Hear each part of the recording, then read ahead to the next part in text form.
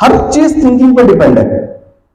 हम सब सीखते हैं, हम चलना सीखते हैं, बोलना सीखते हैं, खाना सीखते हैं, कपड़े कैसे पहनना सीखते हैं, लेकिन अफसोस हमारे पूरे एकेडमिक में कोई ऐसा सब्जेक्ट ही नहीं है जो ये सिखाए हाउ टू थिंक, जो कि बहुत नेसेसरी है, बहुत नेसेसरी है।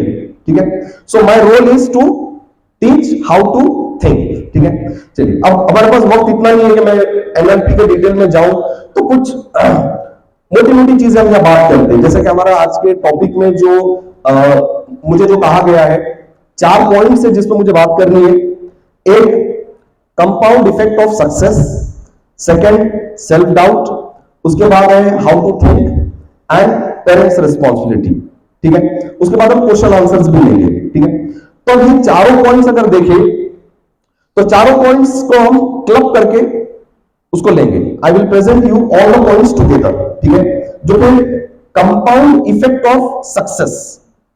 ठीक है, तो कंपाउंड इफेक्ट ऑफ सक्सेस की मैं बात करूंगा और उसमें बाकी के 3 पॉइंट्स भी उसमें आ जाएंगे। अगर कुछ रहता है so we will have question answer session. ठीक है, चलिए, so what is compound effect of success. अब सबसे पहले तो कंपाउंड इफेक्ट होता क्या है, ठीक है, और कंपाउंड इफेक्ट से उसके रिजल्ट क्या होते हैं। So everything happens due to compound effect. Everything happens due to compound effect. यानी आज मैं यहां खड़ा हूं, ये कंपाउंड इफेक्ट है। मैंने एजुकेशन अच्छी से ली होगी, मेरे टीचर्स ने मुझे अच्छे स्किल डेवलप किए होंगे, मेरे अपने अच्छे दोस्तों के साथ मेरी सोबत रही होगी, मैंने अपने टाइम का सही यूटिलाइजेशन किया होगा, मैंने जो चीजें पसंद की उसको मैंने प्रैक्टिस की होगी, मैंने अच्छी हैबिट डेवलप की, बैड हैबिट से मैं बचता रहा, मैंने अपना पैशन को रिकॉग्नाइज किया, मैंने अपने पैशन को प्रैक्टिस किया, और इसलिए मैं आज यहां खड़ा हूं। तो ऐसा नहीं है कि मैंने डिसाइड किया और मैंने ये कर लिया, नहीं।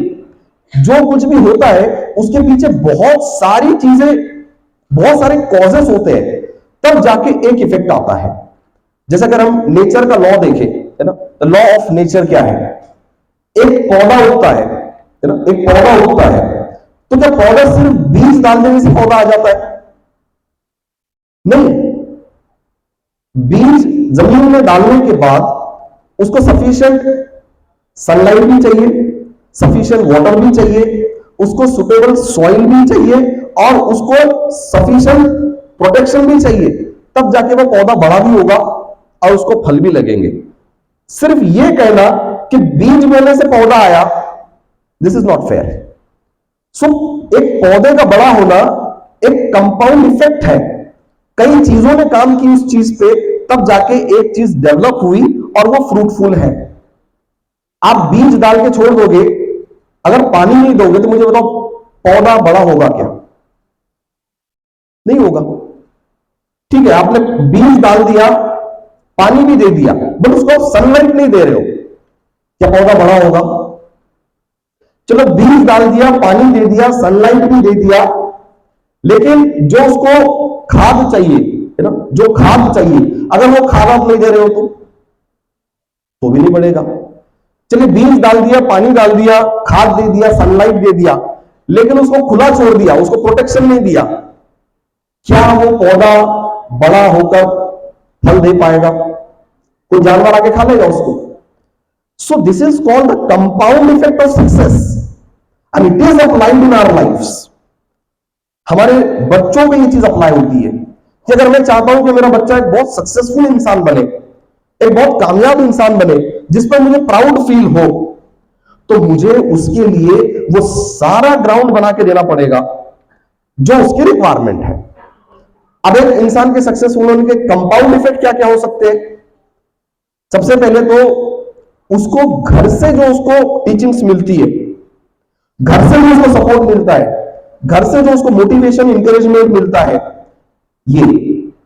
उसके बाद वो कोई स्कूल, कॉलेज, कोई इंस्टीट्यूट जाता है, वहां से वो कुछ सिलेबस सीखता है, फिर उसके बाद ये नॉलेज को कहीं अप्लाई करता है, अप्लाई करने के बाद उसको एप्रिसिएशन मिलता है, फिर एप्रिसिएशन मिलने के बाद वो प्रोफेशन में जाता है, उस प्रोफेशन में अपनी लर्निंग को अप्लाई करता है, अपने स्किल्स को अप्लाई करता है, तब जाके उसको एक रिकॉग्निशन मिलता है और तब जाके हम कहते हैं ये सक्सेसफुल है। So what is this? This is also called the compound effect. अगर एक बच्चे को हमने सिर्फ एजुकेशन दिया, यानी उसको पूरी तरह से सिर्फ स्कूल, कॉलेज और कोचिंग क्लास के हवाले छोड़ दिया, और अगर उसको घर में हमने मोटिवेट नहीं किया, घर में हमने उसको इंकरेज नहीं किया, तो मुझे बताइए क्या ये इंसान, हम इसको एक कंप्लीट सक्सेसफुल पर्सन बोल सकते हैं क्या? नहीं बोल सकते। यानी ऐसे कई केसेस है जैसे अक्सर लोग, यानी आजकल कमर्शलाइजेशन बहुत ज्यादा है, तो लोग सिर्फ ये सीखना चाहते हैं कि पैसे कैसे कमाते हैं। मुझे बताइए, एक इंसान ने बहुत पैसे कमा लिया लेकिन उसकी हेल्थ खराब है, उसके रिलेशन स्पॉइल्ड है, ठीक है, और वो मेंटली डिस्टर्ब है, लेकिन पैसे बहुत कमाया, मुझे बताइए वो प्रॉफिट में है या लॉस में है? पैसे कमाया बट रिलेशन नहीं है, हेल्थ नहीं है और मेंटली पीसफुल भी नहीं है, तो वो व्यक्ति घाटे में है। So who is successful? The person who is all round developed, कि जिसकी नॉलेज भी अच्छी है, उसके स्किल्स भी अच्छे हैं, उसके रिलेशंस भी अच्छे हैं, उसकी हेल्थ भी अच्छी है, मेंटली पीसफुल है। और ये सब करने के बाद अगर वो कोई पोजीशन हासिल करता है, पैसा कमाता है, बिजनेस खड़ा करता है, तब हम कह सकते हैं कि द कंप्लीट मैन। तो यहां पर अब एक सक्सेसफुल व्यक्ति कैसे बनेगा, एक कंप्लीट मैन कैसे बनेगा, उसके लिए कंपाउंड इफेक्ट क्रिएट करने पड़ेंगे। तो मैं कह रहा था नेचर ऑफ, है ना, लॉ क्या है, नेचर का लॉ क्या है? देखिए नेचर में ना कोई पनिशमेंट और कोई रिवॉर्ड नहीं है। नेचर हमको कोई पनिशमेंट भी नहीं देता और कोई रिवॉर्ड भी नहीं देता, हमारे किए का बदला देता है बस। है ऐसा ही है। बारिश नहीं हो रही है, बारिश का मौसम चल रहा है, बारिश नहीं हो रही है, तो किसको ब्लेम करेंगे? नेचर को ब्लेम करेंगे कि खुद को ब्लेम करेंगे? खुद को ब्लेम करना पड़ेगा, क्योंकि मैंने कहा कि nature does not reward you, does not punish you. What ever is happening in nature is the effect of causes created by us. जो कॉजेस हमने किए हैं ये उसका इफेक्ट है। Second law of nature, change. Nature में change, सबसे बड़ी रियलिटी नेचर की ये है, नेचर हमेशा चेंज होता रहेगा and we are also part of nature, so we also should change। हमको अपने आप को चेंज करते रहना चाहिए and we should be ready to accept the change। जो चेंज नहीं होगा वो सरवाइव नहीं करेगा। तो नेचर का दूसरा रूल क्या है? Change. Be ready for change and go with the change. ठीक है, तो जो चेंज के साथ नहीं जाएगा वो पीछे रह जाएगा। ठीक है, तो ये दो जो लॉ है नेचर के, ये हमको याद रखने चाहिए। ठीक है, एक तो नेचर कोई रिवॉर्ड नहीं देता है, कोई पनिशमेंट नहीं देता है, सिर्फ हमारे किए का बदला है। दूसरा, नेचर हमेशा चेंज होता रहेगा, so I should also change and I should welcome the change. ठीक है, अब कंपाउंड इफेक्ट में मैंने आपको एक एग्जांपल दी पौधे की। ठीक है, इसी तरह आपने फ्लाई व्हील देखा होगा, फ्लाई व्हील, है ना, जो बच्चे साइंस पढ़ते हैं, एक फ्लाई व्हील क्या होता है? फ्लाई व्हील अक्सर मशीन्स में यूज होता है ना, हमारे 4 स्ट्रोक इंजन में भी फ्लाई व्हील होता है।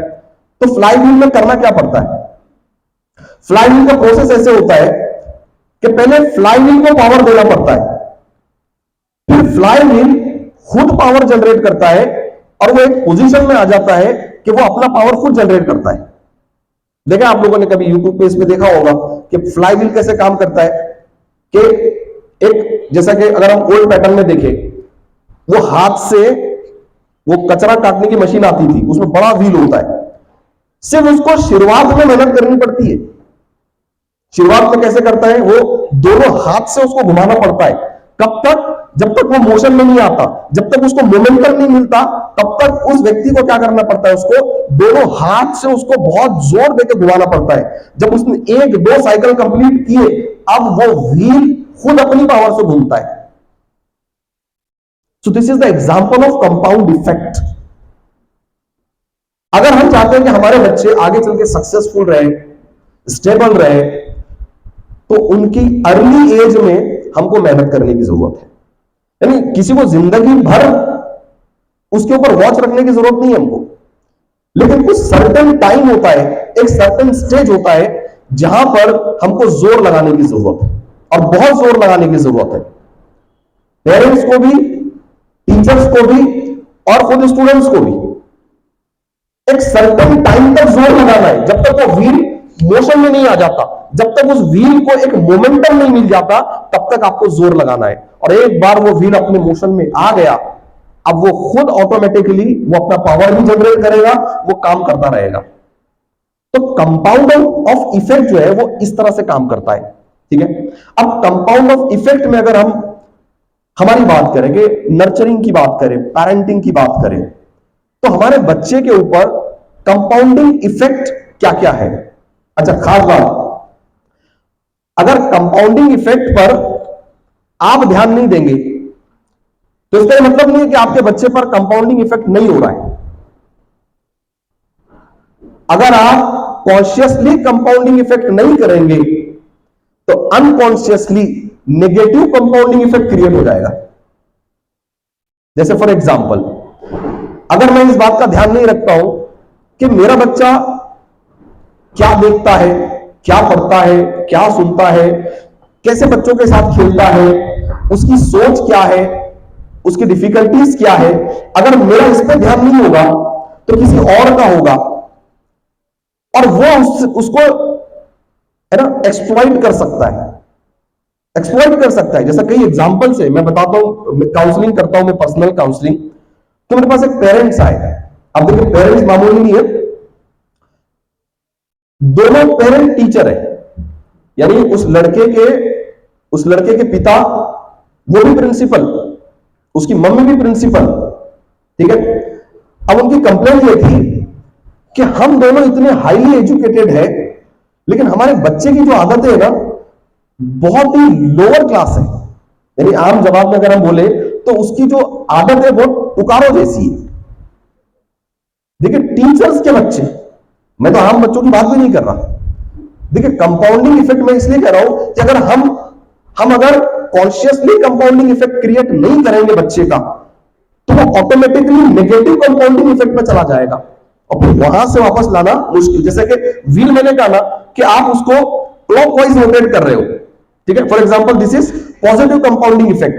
अगर आप ये नहीं कर रहे हो तो कोई और क्या कर रहा है पता है, एंटी क्लॉकवाइज घुमा रहा है उसको। अब आपके लिए कितना मुश्किल हो गया, पहले एंटी क्लॉकवाइज को रोकना पड़ेगा, फिर क्लॉकवाइज में लाना पड़ेगा। So the same is with your child. अगर आपके चाइल्ड का कंपाउंडिंग इफेक्ट आप कॉन्शियसली उसके बेटरमेंट के लिए क्रिएट नहीं करोगे तो वो नेगेटिव कंपाउंडिंग इफेक्ट बन जाएगा, और आपके लिए अब डबल काम हो जाएगा। एक तो माइनस नेगेटिव कंपाउंडिंग इफेक्ट को माइनस करना है, और पॉजिटिव कंपाउंडिंग इफेक्ट को प्लस में लाना पड़ेगा। आपका टास्क डबल हो गया। तो क्यों ना इनिशियल लेवल पर थोड़ा सा कॉन्शियसनेस क्रिएट करके हम अपने बच्चे का जो कंपाउंडिंग इफेक्ट है उसको मेंटेन करें, ठीक है। तो बता रहा था वो पेरेंट्स ने क्या कहा मुझसे, कि उन्होंने कहा कि सर मैं भी टीचर, मेरी वाइफ भी टीचर, और ये हमारे बच्चे की जो उसका बिहेवियर है ये बहुत ही लोअर क्लास है। तो मैंने कैसे हो गया, मैंने कहा बच्चे का रूटीन क्या है। तो कहा कि हमने उसको एक बहुत बड़े स्कूल में डाल दिया और वो हॉस्टल में रहता है, और हम ये शहर में रहते हैं, बच्चा वो शहर में रहता है। तो मैंने कहा फिर आप मिलते कब हो, तो कहा हम सैटरडे संडे मिलते हैं उसको जाके। तो सैटरडे संडे जाकर मिलते हो, तो मैंने कहा क्या बात करते हो। तो हम उसको पूछते हैं कैसी स्टडी चल रही है ना, ये कितना परसेंटेज आया, सब्जेक्ट में क्या डिफिकल्टीज है, ठीक है। और कई दिनों के बाद हमको पता चला कि वो सिगरेट भी पीता है, वो फिल्मों को भी जाता है, और वो उसकी कई कंप्लेंट्स भी है। तो मैंने कहा कि देखो आपने ना बच्चे को छोड़ दिया, आपको कंपाउंडिंग इफेक्ट आपको बना के रखना था। तो जब उन्होंने कॉन्शियसली नहीं बनाया तो बच्चे का कंपाउंडिंग इफेक्ट क्या किया, उसके जो सोबत में जो लोग रहते हैं उन्होंने उसका नेगेटिव कंपाउंडिंग इफेक्ट बना लिया। तो भैया बच्चे का कंपाउंडिंग इफेक्ट क्या होता है, तो सबसे पहले उसका होता है कि वो सोचता कैसे है। सोचता कैसे है, ठीक है। अब आपको कैसे पता चलेगा कि बच्चा सोचता कैसे है? कैसे पता चलेगा आपको वो सोचता कैसे? Can anyone tell me? आपको कैसे पता चलेगा आपके बच्चे की सोच कैसी है? क्वेश्चंस, जब भी वो आपसे क्वेश्चंस करे आपको पता चलना चाहिए व्हाट इज हिज बिलीफ। लेकिन उसके लिए उतना कंफर्ट लेवल मेंटेन करना पड़ेगा कि एक बच्चा अपने मां बाप से क्वेश्चन पूछ सके। पहले कंफर्ट लेवल बनाना पड़ेगा। अफसोस हमारे पास क्या होता है, या तो हम इतने बिजी है, क्या बोलते हैं, मेरे पास टाइम नहीं है, मेरे पास टाइम नहीं है, या फिर हमको ही पता नहीं है। कई रीजन है। हम अगर बच्चों के आंसर नहीं दे रहे हैं तो उससे कई रीजन है। एक तो हम बिजी है, दूसरा हमको ही पता नहीं है, और तीसरा हम जवाब देना जरूरी नहीं समझते, और बहुत कैजुअली हम बच्चे के क्वेश्चन को डील करते हैं। अब यकीन जानिए, अगर बच्चे ने आपसे किसी भी मैटर में, अलग अलग मैटर में अगर 1 से 2 बार क्वेश्चन पूछा और अगर उसको सेटिस्फैक्टरी आंसर नहीं मिला, अब वो आपसे नहीं पूछता, लेकिन कहीं तो पूछता, कहीं तो पूछता। और अगर आप वहां से उसको किसी ने मिसगाइड किया तो ये क्या हो गया, उसका नेगेटिव कंपाउंडिंग इफेक्ट शुरू हो रहा है उसका। जैसे मिसाल के तौर पे मैंने वो पेरेंट को कहा, मैंने कहा कि देखिए इस एज में आपके बच्चों को ना आपके सोबर की जरूरत थी, इतनी कम एज में कोई हॉस्टल में डालता है क्या? तो बच्चा जब मां बाप से दूर रहा तो उसको अटैचमेंट की जरूरत थी, तो वो हॉस्टल के बाहर जाता था, कहीं होटल में या कोई दुकान पे, तो वहां पे कुछ लोगों ने उससे अच्छी बात की तो उसका अटैचमेंट हो गया। अब वो लोगों ने उससे अच्छी बात करने के बदले उससे क्या क्या करवा लिया आपको नहीं पता। तो बच्चा क्या चाह रहा था? अटैचमेंट। तो उसको उस एज में एजुकेशन से ज्यादा अटैचमेंट की जरूरत थी, और आप उसके एजुकेशन के पीछे पड़ गए। तो मैंने कहा आपके बच्चे का आपसे ज्यादा वो होटल वाले से अटैचमेंट है।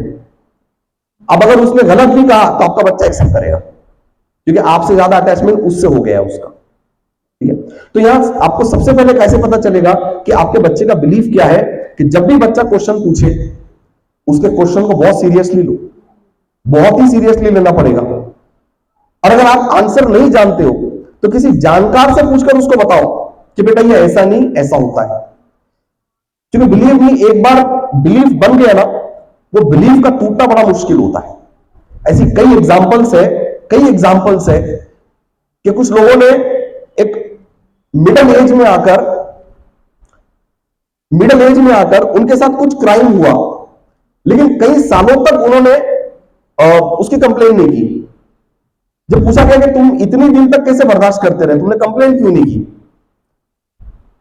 तो उसने अपनी फैमिली का माहौल बताया कि मेरे पापा मेरी मम्मी पे बहुत जुल्म करते थे और मम्मी कभी कंप्लेन नहीं करती थी।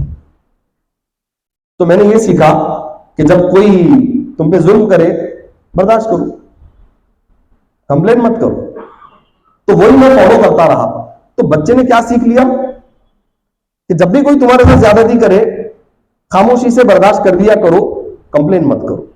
इसका मतलब उस बच्चे को बचपन में वो कंफर्ट लेवल ही नहीं मिला कि वो क्वेश्चन कर सके, और अगर क्वेश्चन किया और आंसर नहीं मिला तो उसका बिलीफ क्या बन गया, नहीं पूछना चाहिए, जो हो रहा है होने दो, जो चल रहा है चलने दो, ठीक है। तो यहां पे कंपाउंडिंग इफेक्ट में अब इंपॉर्टेंट चीजें क्या है, तो सबसे पहले है चॉइस, कि आप किस तरह का कंपाउंडिंग इफेक्ट चाहते हैं अपने बच्चे के लिए। देखिए choice is very important. We are product of our choices. आज मैं जो हूं मेरी चॉइस की वजह से, आप जो हो आपकी चॉइस की वजह से। So we are the product of our choices. तो सबसे पहले पेरेंट को करना यह होगा कि चूज करना पड़ेगा what type of child I want. अब अफसोस यह है कि अक्सर हमारी चॉइसेस हमारी नहीं है, जो सोसाइटी की चॉइस है वही हमारी चॉइस है हो रहा है ये। यानी मुझे खुद ही नहीं पता कि मेरा बच्चा कैसा होना चाहिए, वो पड़ोसी का जैसा मेरा भी वैसा होना चाहिए बस। और उठते बैठते बच्चे को, है ना, देखो उनका बच्चा कैसा कर रहा है, देखो उनका बच्चा कैसा कर रहा है। So what we need to do, first of all we need to decide what type of child I want. मुझे अपने बच्चे में क्या चाहिए, एजुकेशन भी चाहिए, मुझे उसकी हेल्थ भी चाहिए, उसका बिहेवियर भी चाहिए, ठीक है, उसका मेरे साथ अटैचमेंट भी चाहिए, वो कोई क्राइम ना करता हो। चॉइसेस है ना ये हमारी। बट अगर देखा जाए तो in general most of the parents are only concern about percentage, isn't it? Percentage, marksheet. तो ऐसे कई थेरीज, आजकल बहुत थेरीज आई है जो एक ही बात कहती है, no marksheet can define your child, no marksheet can decide the potential of your child. आपके चाइल्ड का पोटेंशियल कोई मार्कशीट डिसाइड नहीं कर सकती। वो हो सकता है एक सब्जेक्ट में वीक हो, लेकिन वो दूसरे सब्जेक्ट में अच्छा होगा। हो सकता है वो ओवरऑल स्टडीज में वीक हो, उसका थॉट प्रोसेस बहुत अच्छा है। हो सकता है वो थॉट प्रोसेस उसका वीक हो, उसका बिहेवियर अच्छा है। So what we need to do, we need to analyse and we need to closely focus our child's activities, and through that activities we need to give a shape. अब shape कब होगा? जब choice होगी, ठीक है। तो सबसे पहले क्या होगा? चॉइस, कि मुझे कैसा एक मेरा मेरा जो चाइल्ड है उसका फ्यूचर मुझे कैसा चाहिए, उसका करियर मुझे कैसा चाहिए, इसको उसको देखकर नहीं है। क्योंकि देखिए, आज अगर कोई बहुत सक्सेसफुल इंसान हमारे सामने आता है तो हम कहते थे कि तुझे ऐसा बनना है। उसका चाइल्डहुड अलग था, उसका एनवायरमेंट अलग था, उसके पास के रिसोर्सेस अलग थे, ठीक है, उसके इंटरेस्ट अलग था। जरूरी नहीं कि वो सारी चीजें आपके बच्चे के साथ मैच करें। So first you need to analyse what is the likes and dislike of your child, what is the passion of your child, आपका बच्चा किस चीज में अच्छा है। ये सारी चीजें एनालाइज करने के बाद आपको डिसाइड करना पड़ेगा कि मुझे इस किस डायरेक्शन में इसको लेकर जाना है, ठीक है। सो यहां पर सबसे पहली चीज होगी choice. You will decide what I want, ठीक है। अब देखिए, अगर आप चूज नहीं करोगे तो फिर वो खुद चूज कर लेगा। और आजकल जैसे कि मेरे ज्यादातर सीनियर कॉलेज स्टूडेंट की मैं ट्रेनिंग देता हूं, और all India 275 colleges are my client, जहां मैं उनके ग्रेजुएट और पोस्ट ग्रेजुएट स्टूडेंट्स को मैं प्रोफेशनलिज्म की ट्रेनिंग देता हूं। आपको सुन के अफसोस होगा कि जब मैं बैंकिंग इंटरव्यू की ट्रेनिंग देता हूं तो बैंकिंग इंटरव्यूज में 80% स्टूडेंट इंजीनियरिंग के। कितने? जबकि बैंकिंग में किसको जाना चाहिए? बैंकिंग के लिए बैकग्राउंड क्या चाहिए? कॉमर्स। मैं पिछले 8 साल से मॉक इंटरव्यू की ट्रेनिंग दे रहा हूं। आप बिलीव नहीं करोगे, 80% स्टूडेंट्स या तो इंजीनियरिंग के हैं या एग्रीकल्चर के। तो मतलब प्रॉब्लम कहां पर हुई? Making a choice. प्रॉब्लम कहां हुई? Making a choice. अच्छा, अब उस कैंडिडेट को हम पूछते हैं कि यार तुमको जब बैंक में ही जाना था तो फिर तुमने इंजीनियरिंग में 4 साल क्यों वेस्ट किए?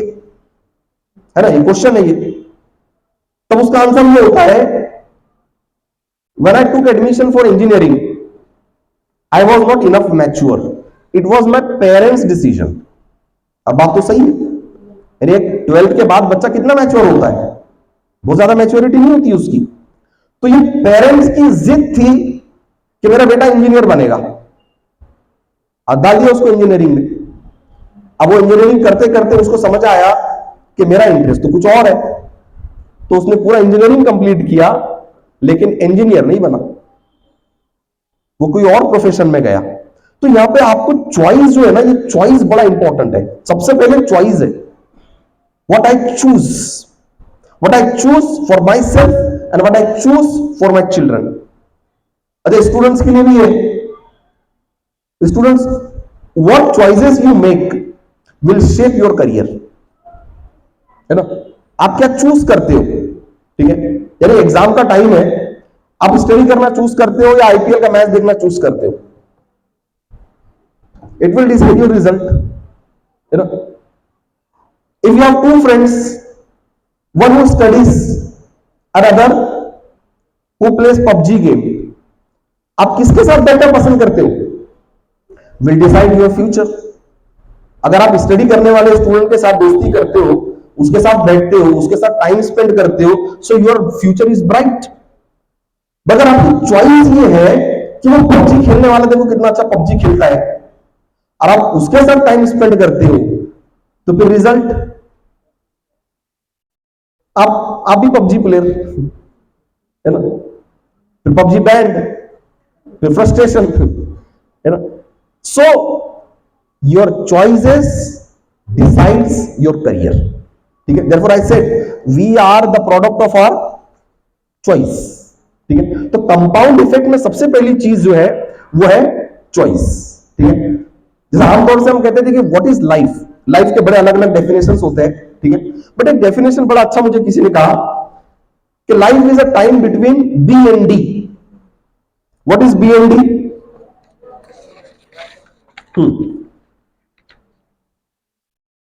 What is B and D? B for birth, D for death. Correct. Very logical definition of life. A time we spend between B and D. But between B and D, what is there? C. And C for choice.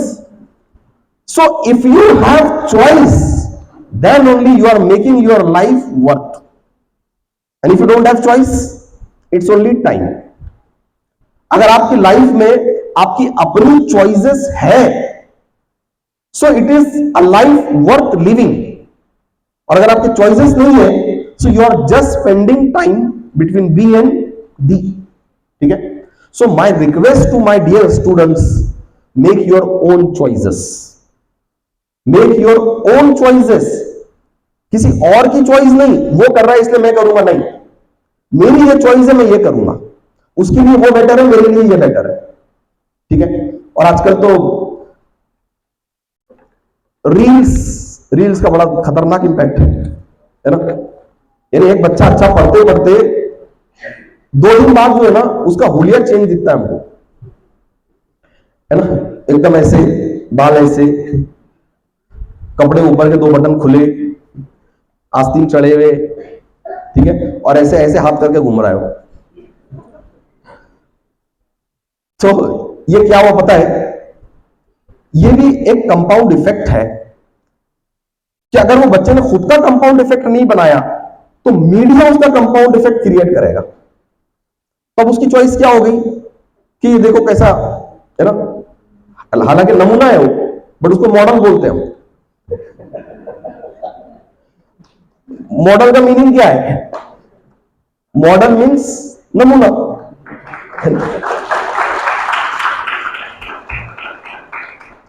तो English में बोले तो खुश होता है वो, क्या model दिख रहा है। उसको ट्रांसलेट करके बोलो ना जरा उर्दू में या हिंदी में, तो नमूना दिख रहा है, तो नमूना है वो, ठीक है। सो डोंट बी, है ना, don't be against your choice. First make your choice and be according to your choice. आप किसी और की चॉइस के मुताबिक नहीं बन सकते। उसने ये चूज किया, वो तीसरी फेल है, वो मैट्रिक फेल है, वो आगे नहीं पढ़ सकता था, अब वो सिर्फ यही कर सकता था, तो ये उसकी चॉइस थी। आप पढ़ सकते हो, आपके पेरेंट्स आपको पढ़ा रहे हैं, आप बहुत आगे जा सकते हो और ऐसे 10 को काम पे रख सकते हो आप, ये आपकी चॉइस होनी चाहिए। तो मैं खुद मॉडल नहीं बनूंगा,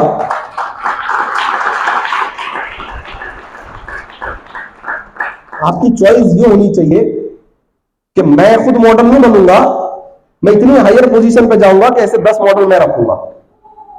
ये आपकी चॉइस होनी चाहिए, ठीक है। सेकंड चीज, एक बार आपने चॉइस बना ली चिल्ड्रन और पेरेंट्स दोनों के लिए कि ये करना है, ये नहीं करना है, ये करना है, ये नहीं करना है, ठीक है। जैसे मुझे कुछ टीचर्स कहने लगे कि सर हम अपने बच्चों को टाइम नहीं दे पाते, हम अपने बच्चों को टाइम नहीं दे पाते। मैंने कहा कि यहां पर भी चॉइस का मैटर है कि आपको चूज करना पड़ेगा कि वो कौन से काम है जो सिर्फ आप ही कर सकते हो और कोई और नहीं कर सकता, और वो कौन से काम है जो आपके अलावा कोई और कर सकता है, वो उसको दे दो, वो टाइम बच्चों को दो।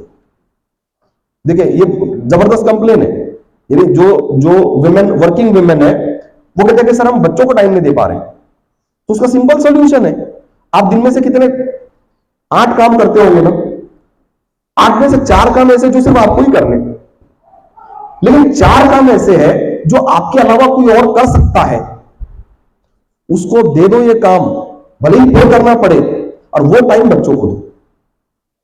Because children need the attachment of their parents. Parent का अटैचमेंट बहुत ही जबरदस्त रिक्वायरमेंट में बता रहा हूं आपको।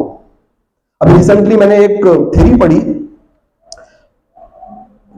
इनएक्सप्रेसिवनेस ऑफ मेल, यानी जितनी औरतें एक्सप्रेसिव होती है मर्द नहीं होते इतने, है ना। जैसे अगर किसी औरत को अगर किसी की ट्रेजेडी के बारे में बोल दे कि अरे भाभी तुमको पता है वो उनके साथ ऐसा हो गया, तो उसके दोनों हाथ उठते, हाँ ऐसे कैसे हो गया, अभी तो गए थे, अभी तो ऐसे किया था, अभी तो बात हुई थी मेरी। और यही आप किसी मर्द को कहो भैया वो उनके साथ ऐसा हो गया, मर्द का एक्सप्रेशन कैसे होता है, अच्छा खत्म। तो वो एक थ्योरी है इनएक्सप्रेसिवनेस ऑफ मेल, यानी मर्दों में इतना इनएक्सप्रेसिवनेस क्यों होता है, औरतों में इतना क्यों होता है। तो फिर उसके लिए जाना पड़ेगा चाइल्डहुड में।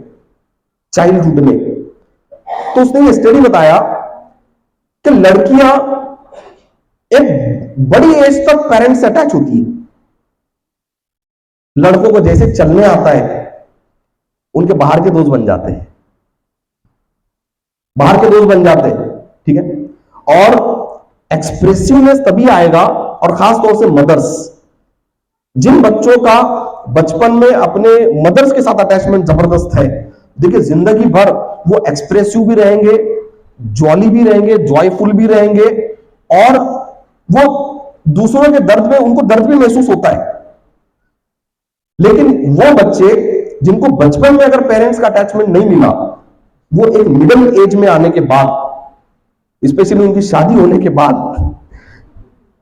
उनका पार्टनर कंप्लेन करता है ना। Because I do marriage counselling also. तो एक लेडी मुझसे कहने लगी हमारे हस्बैंड बिल्कुल एक्सप्रेसिव नहीं है, बिल्कुल भी नहीं हंसते। तो मैंने कहा यही रीजन है, हो सकता है उनको बचपन में वैसा एनवायरमेंट नहीं मिला हो, ठीक है। तो मतलब करना क्या चाहिए। अब वो आदमी की एज 40 ईयर्स है, मैंने कहा रीपेरेंटिंग। अब आप बोलोगे सर 40 साल की उम्र में रीपेरेंटिंग पॉसिबल है। यानी वो आदमी 40 साल का है, उसकी बेटी अब उसको मां के जैसे ट्रीट कर सकती है, उसकी बीवी इतना अटैचमेंट क्रिएट कर सकती है कि वो आदमी जो पत्थर बन गया है वो लोग बन सकता है, ठीक है। तो यहां पे मैंने कहा ना कि चॉइसेस, ठीक है, choices, you should make the choices which are beneficial for you, beneficial for your children, ठीक है। Second thing is momentum. अब आपने एक बार चॉइस बना ली कि बच्चे को ऐसा करना है, बच्चों ने खुद चॉइस बना ली मुझे ऐसे करना है, अब उस काम को करने के मोमेंटम में आना है, एक बार करके छोड़ना नहीं है। Repeated action, you should repeat the action which is beneficial for you. देखिए हमारे पास क्या होता है, एक बार मैं पढ़ने बैठा, 8 घंटे पढ़ने को बैठ गया, 1 महीने तक नहीं पढ़ा, यह मोमेंटम नहीं है। मैं रोज 2 घंटे पढ़ रहा हूं, बस रोज पढ़ूंगा मैं। 8 दिन में एक बार 8 घंटे पढ़ने से बेटर है रोज के 2 घंटे। मोमेंटम में आना है आपको, ठीक है। और पेरेंट्स को भी यही कहूंगा मैं कि बच्चों को ना मोमेंटम में लेकर आओ। आप जो चाहते हो कि उन्होंने ये करना चाहिए, तो ऐसे हालात बनाओ कि उसने वो काम खुशी खुशी करना चाहिए, ठीक है। अब इसके लिए ना एक हैबिट लूप की जरूरत होती है, एक हैबिट में लाना पड़ता है, ठीक है। अब हैबिट कैसी होती है, आजकल देखिए सारे मामला हैबिट पर है। Our 40% actions are from our habits. आप सुबह से शाम तक जितने भी काम करते हो 40% आपकी हैबिट है। आप खुद एनालाइज करो। आप शर्ट पहनते हो तो हर बार आपका राइट हैंड ही जा रहा है, बटन बिना देखे लगा रहे हो, आप शूज पहन रहे हो राइट लेग जा रहा है, बिना देखे लेस बांध सकते हो, आप बैग उठा रहे हो राइट साइड से उठा रहे हो, ठीक है।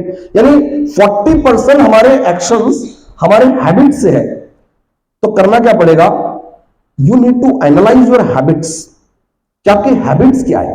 ठीक है, अब हैबिट्स काम कैसे करती है, हैबिट के रूप में चार चीजें होती है। एक होता है क्यू, यानी एक कुछ दिखता है मुझे, जो चीज दिखती है वो होती है, यानी इंग्लिश में कहावत है ना, out of sight out of mind. जो चीज नहीं दिखती है होती भी नहीं है। ठीक है, तो आप चाहते हो कि मेरा बच्चा ये चीज पढ़े, तो वो उसकी किताब उसको टेबल पे दिखनी चाहिए। हम क्या करते हैं, बहुत महंगी किताब है, उठा के ऊपर रख देते उसको।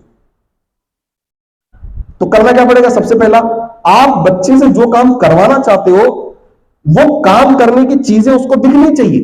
जैसे हम चाहते बच्चे मोबाइल नहीं खेलना, तो क्या करना, मोबाइल, पेरेंट्स तो अब इतने डिस्प्रेस में है, मोबाइल छोड़ के कुछ भी करे सर, ये कुछ भी कर ले। ठीक है, तो आपको वो चीजें प्रोवाइड करनी होगी। जैसे मिसाल के तौर पे आप चाहते बच्चा मोबाइल ना खेले, तो घर में वो ड्राइंग का जो स्टैंड आता है वो लाके रखो, सामने सारे ब्रश रख दो और उसके कार्ड्स रख दो।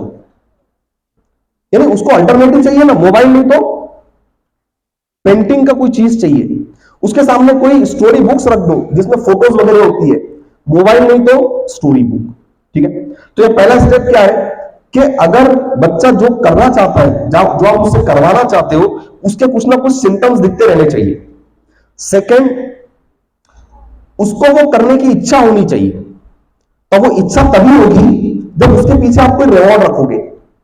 जब रिवॉर्ड रखोगे तो वो काम करने की उसको इच्छा होगी। यानी आप बोलोगे कि अगर तुमने ये किया तो तुमको ये रिवॉर्ड, तुमने ये किया तो तुमको ये रिवॉर्ड, तुम अगर क्लास में फर्स्ट आ गए तो पूरा क्लास में अप्रिसिएशन, फिर तुम क्लास में तुमने इतने अच्छे मार्क्स लाए तो क्लास के एनुअल फंक्शन में तुमको रिकग्निशन मिलेगा, सब ताली बजाएंगे। यानी उसको आपको उभारना भी पड़ेगा। ठीक है, यानी हम इतना प्लेन मिल के छोड़ देते, पर अब बच्चों को बेनिफिट ही नहीं पता पढ़ने के क्या है, तो डिटेल में बताने पड़ेंगे आप। ठीक है, अभी तो भी थोड़ा अवेयरनेस है पेरेंट्स में। हमारे बचपन में तो सिर्फ एक ही बात होती थी, पढ़ो बहुत बड़े बनोगे, और ये बड़े क्लियर ही नहीं था, कितने बड़े बनेंगे, है ना। तो कभी भी वेग मोटिवेशन नहीं होना चाहिए।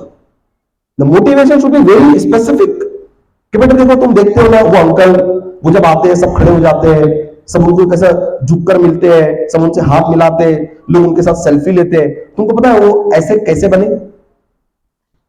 अब लेकर जाओ उसको, वो जब स्कूल में थे ना, पढ़ाई करते थे, वो एग्जाम में ऐसे मार्क्स लेकर आते थे, वो टाइम वेस्ट नहीं करते थे, फिर उन्होंने ये कोर्स किया, फिर उन्होंने ये स्किल डेवलप की। यानी बच्चे को ऐसा लाना पड़ेगा आपको, वेग मोटिवेशन काम नहीं करेगा, है ना, कि पढ़ोगे तो बहुत बड़े बनोगे। बड़े बनेंगे मतलब क्लियर ही नहीं कितने बड़े, खड़े खड़े आम तोड़ेंगे।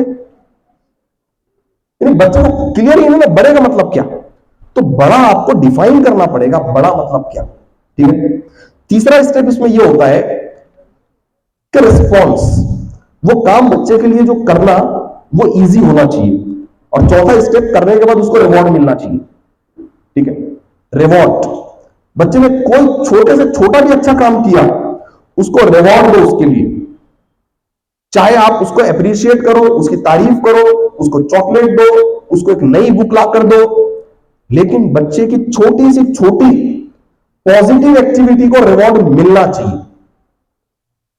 और ये बिल्कुल कॉमन है, हम लोग भी वही काम करते हैं जिसके बदले में रिवॉर्ड मिलता है, वही करते हैं ना। यानी अगर कोई मेरी राइटिंग की तारीफ करता है, मैं राइटिंग और सुधारता हूं। कोई मेरी शायरी की तारीफ करता है, मैं और शायरी सीखता हूं। कोई मेरी गाने की तारीफ करता है तो मैं और अच्छा रियाज करके और गला साफ करता हूं। सो इट इज ह्यूमन कि जो चीज की तारीफ होगी वो चीज वो इंसान और बढ़ाता है। ठीक है, तो हैबिट लूप में क्या होगा, सबसे पहले आप बच्चे से जो करवाना चाहते हो वो उसको दिखना चाहिए। दूसरा, उसके अंदर वो काम करने की जो क्यूरियोसिटी है, एक्साइटमेंट है, वो बढ़ना चाहिए। तीसरा, वो काम करना उसके लिए आसान होना चाहिए। और चौथा, वो काम करने के बाद उसको रिवॉर्ड मिलना चाहिए। ठीक है, तो ये दूसरी चीज थी मोमेंटम। ठीक है, और उसके बाद है influence, continue influence. Continue influence मिलना चाहिए, कॉन्शियस इन्फ्लुएंस, अनकॉन्शियस इन्फ्लुएंस। जैसा अक्सर मैं कहता हूं कि आपको अगर बच्चे को डॉक्टर बनाना है तो घर में डॉक्टर के फोटोज लगाओ, बड़े हॉस्पिटल की फोटो लगाओ, एक एक महंगी कार की फोटो लगाओ, उस पर डॉक्टर का लोगो लगाओ। यानी बच्चे को इन्फ्लुएंस होना चाहिए ना कि भाई मैं आज ट्यूशन जा रहा हूं और मैं आज ये सब्जेक्ट पढ़ने वाला हूं, इसका एंड रिजल्ट ये है, उसको दिखना चाहिए। नहीं तो हो क्या रहा है मालूम, अगर बच्चे को पता ही नहीं मैं पढ़ क्यों रहा हूं, तो फिर कहीं ना कहीं वो एक लेबर के जैसे काम है, बस रोज जा रहा है बुक्स का बोझ लेकर, और वो बोझ लेकर आ रहा है और जा रहा है। उसको इन्फ्लुएंस मिलते रहना चाहिए कंटिन्यूअस कि देख बेटा पढ़ेगा तो ये बनेगा, पढ़ेगा तो ये चीज मिलेगी, पढ़ेगा तो ऐसा एप्रिसिएशन मिलेगा, पढ़ेगा तो ये अथॉरिटी मिलेगी। उसके लिए आपको दिखना चाहिए। इसलिए सबसे अच्छा और सबसे आसान तरीका है पोस्टर्स। ऐसे पोस्टर्स घर में होने चाहिए जो उसको कंटिन्यूअसली इन्फ्लुएंस करते रहे।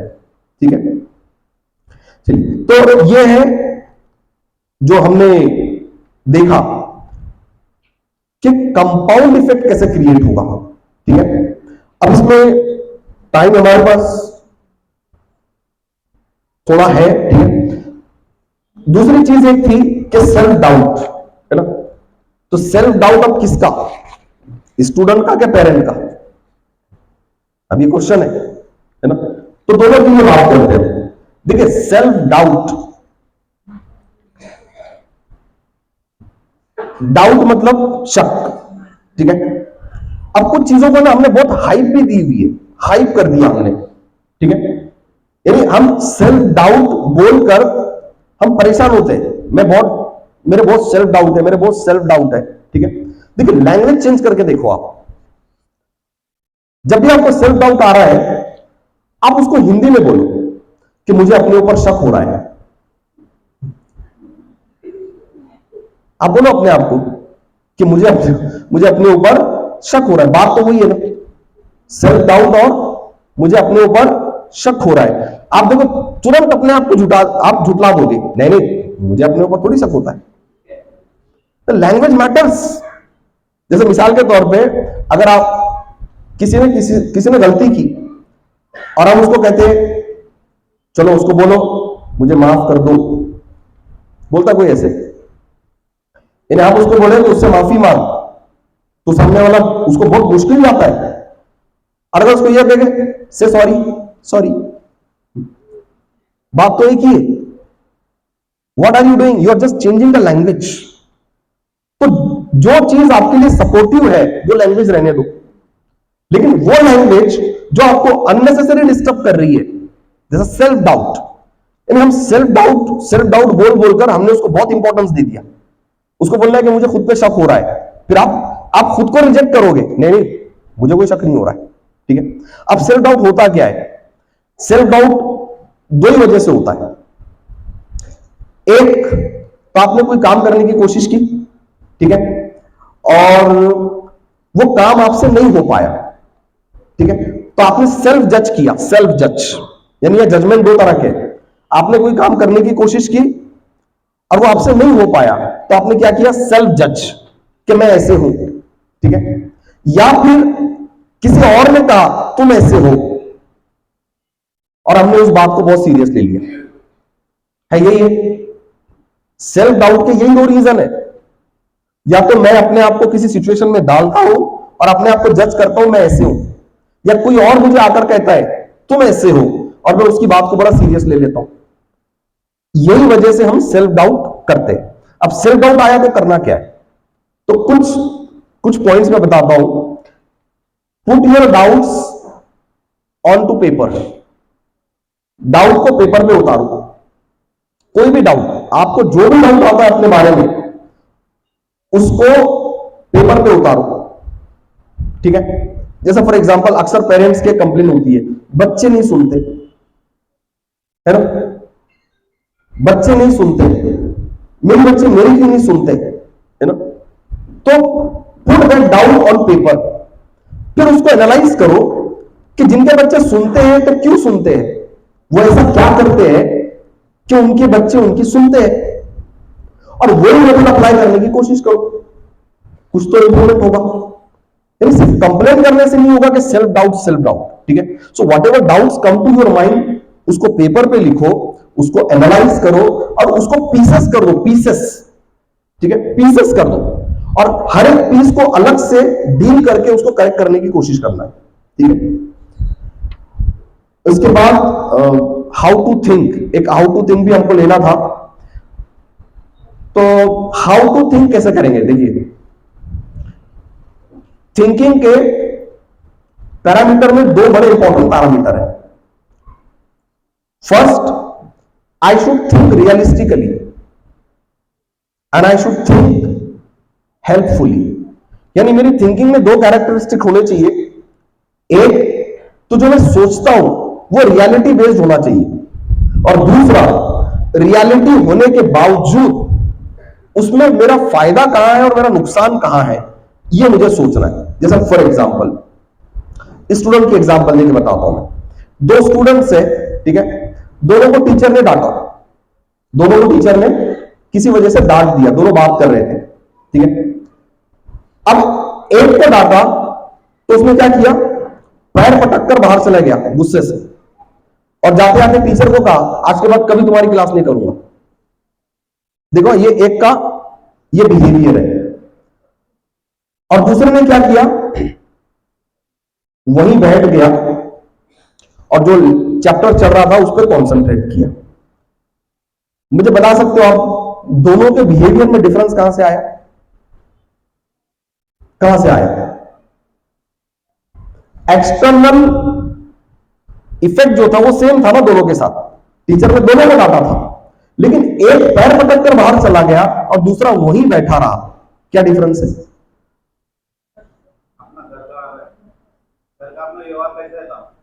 हाँ, ये भी है उसमें, ठीक है।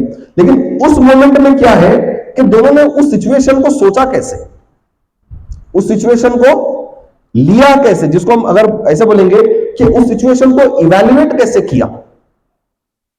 तो पहले वाले ने कैसे इवैल्यूएट किया पता है, कि सबके सामने मुझे डांट दिया, मेरी तो इंसल्ट होगी, अब मैं इस क्लास में नहीं रह सकता। देखो पहले वाले का इवैल्यूएशन क्या था, सबके सामने मुझे डांट दिया, मेरे घर में कोई मुझे नहीं डांटता, ये टीचर की हिम्मत कैसी हुई मुझे डांटने की, और उसने डिसाइड क्या किया, अब मैं इस क्लास में नहीं रहूंगा, वो बाहर चला गया।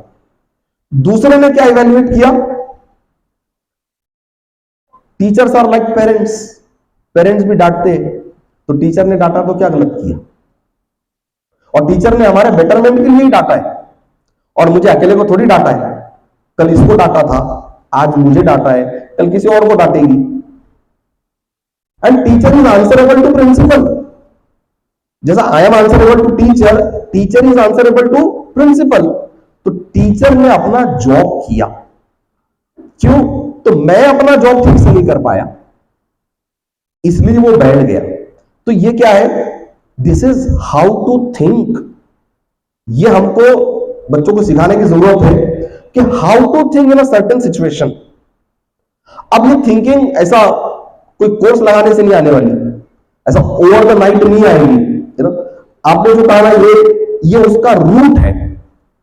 और रूट क्या है कि बच्चे की अर्ली लाइफ में उसकी जो प्रोग्रामिंग है वो कैसे हुई। अर्ली लाइफ में जो प्रोग्रामिंग हुई, जैसे मैंने कहा ना कि दुनिया में कितनी लैंग्वेज है, यानी हमारे देश में जितनी पॉपुलेशन उतनी लैंग्वेज। तो व्हाट इज दिस लैंग्वेज? ये हमारी अर्ली चाइल्डहुड की हमारी जो प्रोग्रामिंग है, जिस इन्वायरमेंट में हम रहे, जो चीजें हमने देखी, जो चीजें हमने पढ़ी, जिस तरह के लोगों के साथ हमने टाइम स्पेंड किया, हमारी लैंग्वेज वैसी बन गई। अब जिंदगी भर मैं अपनी चाइल्डहुड वाली लैंग्वेज के मुताबिक ही रिस्पॉन्स करूंगा। अगर मेरी जो अर्ली लाइफ प्रोग्रामिंग ऐसी हुई है कि बर्दाश्त ही नहीं करना है ना, बर्दाश्त नहीं करना है, तो फिर वो टीचर को भी बर्दाश्त नहीं करेगा। लेकिन अगर उसको बचपन से ये प्रोग्रामिंग हुई है कि बेटा अगर गलती हो तो बर्दाश्त करना चाहिए, तो फिर वो क्लास में टीचर को भी बर्दाश्त करेगा। तो यहां पे इंपॉर्टेंट क्या है कि हाउ टू थिंक में बेस घर से शुरू होगा, कि आपको थिंकिंग सिखानी पड़ेगी।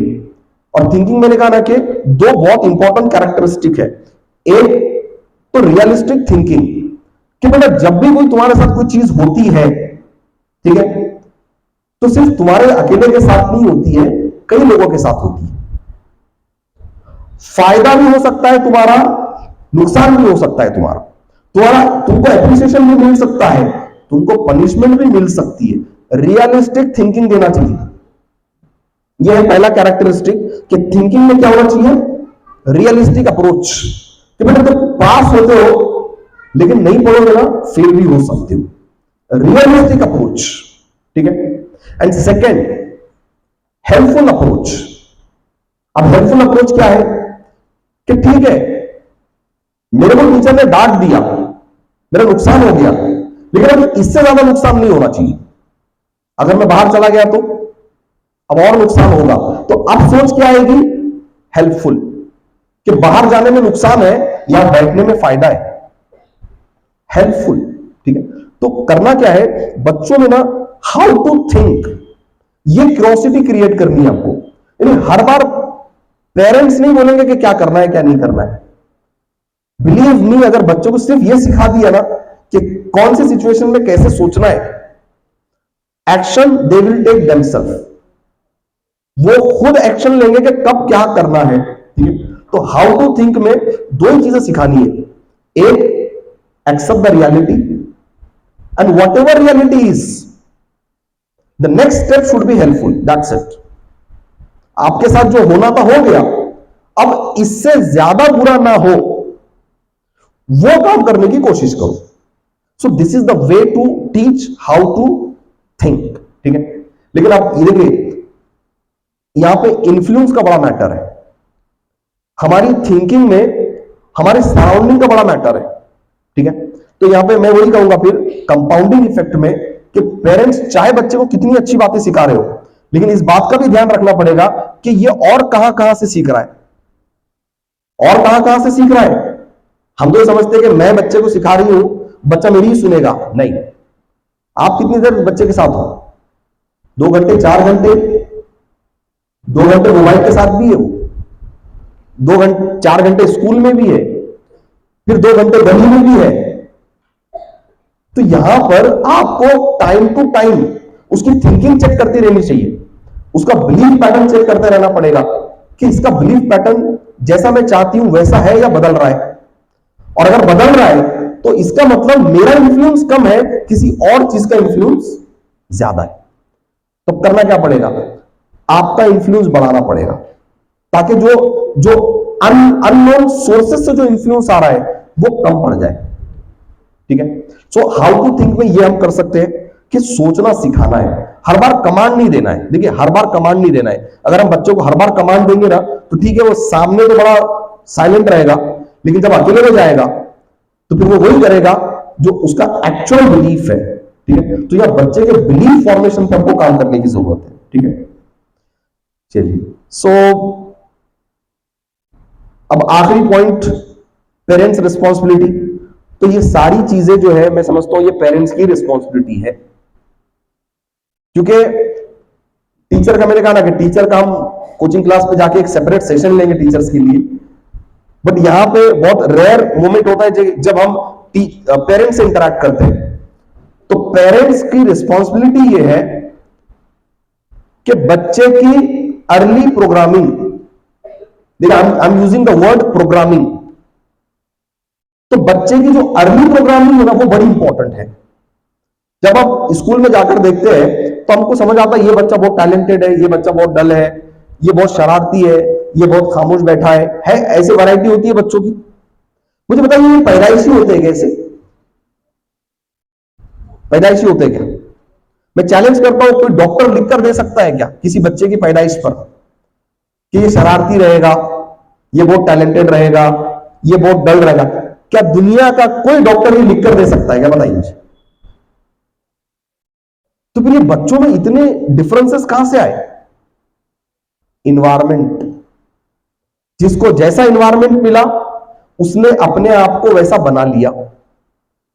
तो इससे पहले कि बच्चे खुद इन्वायरमेंट डिसाइड करें, parents should decide the environment कि मुझे बच्चे को कैसा इन्वायरमेंट देना है, and then you can be free. Environment दे दो and then you are free.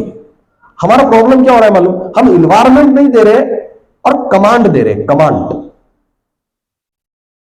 यानी हम कह रहे हैं बाइक दे रहे, पेट्रोल नहीं दे रहे, है ना? हम बाइक दे रहे हैं उसको, पेट्रोल नहीं दे रहे, उसको रोड नहीं दे रहे, तो आपको इन्वायरमेंट देना पड़ेगा। वो उस जो आप बनाना चाहते हो उसके हिसाब से जो इन्वायरमेंट की जो रिक्वायरमेंट है वो पूरी रिक्वायरमेंट्स देनी पड़ेगी आपको। उसको एक साइलेंट जोन देना पड़ेगा, ठीक है, उसको हेल्दी फूड देना पड़ेगा, उसके साथ एक अच्छा जो फ्रेंडली बिहेवियर रखना पड़ेगा, उसको कंफर्ट देना पड़ेगा, उसको मोटिवेशन देना पड़ेगा, उसको इंकरेजमेंट देना पड़ेगा, उसके अच्छे कामों पे उसको रिवॉर्ड देना पड़ेगा। ये सारी चीजें जब आप देंगे, और मैं बता रहा हूं देखिए ज्यादा नहीं, बहुत हो गया ये 10-12 साल की एज तक अगर आपने ये कर दिया, वो बच्चा जिंदगी भर उसको देखने की जरूरत नहीं है। क्योंकि we behave according to our early programming. हमारी जो बचपन में प्रोग्रामिंग होती है उस प्रोग्रामिंग के मुताबिक हम बिहेव करते हैं, ठीक है। अब अगर नहीं कर पाए, यू कैन स्टार्ट टुडे। आज से शुरू कर सकते हो आप। आपको जैसा बच्चे का बिहेवियर चाहिए वैसा एनवायरमेंट बनाओ, वैसे उसके अंदर एलिमेंट्स ऐड करो, अपने बिहेवियर में वैसा चेंज लेकर आओ, बच्चे की थॉट प्रोसेस में चेंज लेकर आओ। So you can change child at any age, but सबसे प्रीमियम टाइम अर्ली एज, ठीक है। चलिए, how much time? More 10 minutes. हाँ, question answer we can have, हाँ, that I am waiting for.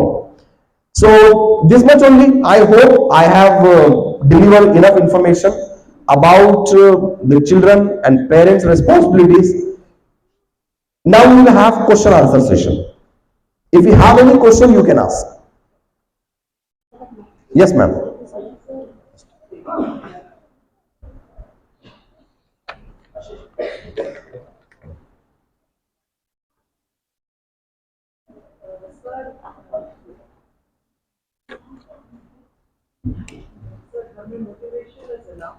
Hmm.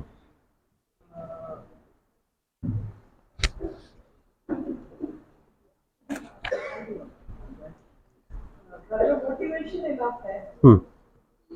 Environment भी ठीक है। Hmm.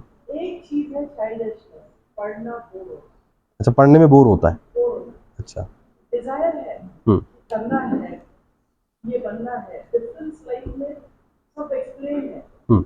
इशू ये है कि बैठ कर पढ़ना बोर होता है, मोबाइल की नींद है, Hmm. डिस्ट्रैक्शन नहीं है वैसे। Hmm. पढ़ाई इज बोरिंग, तो क्या कैसे है?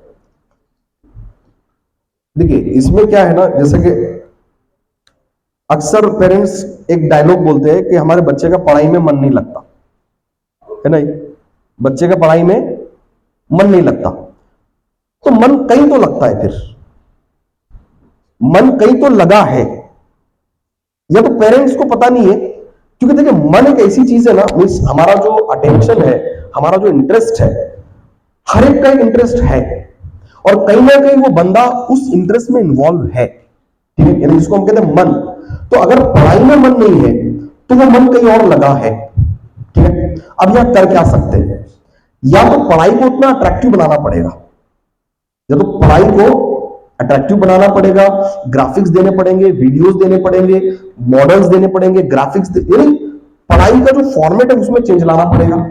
या फिर एक बार उसका इंटरेस्ट पता चल जाए, देखिए ये वाला ज्यादा काम करेगा, क्या आपको पता चल गया उसको ये करना बहुत पसंद है,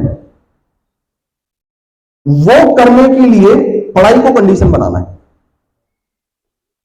है ना। जैसा फॉर एग्जांपल,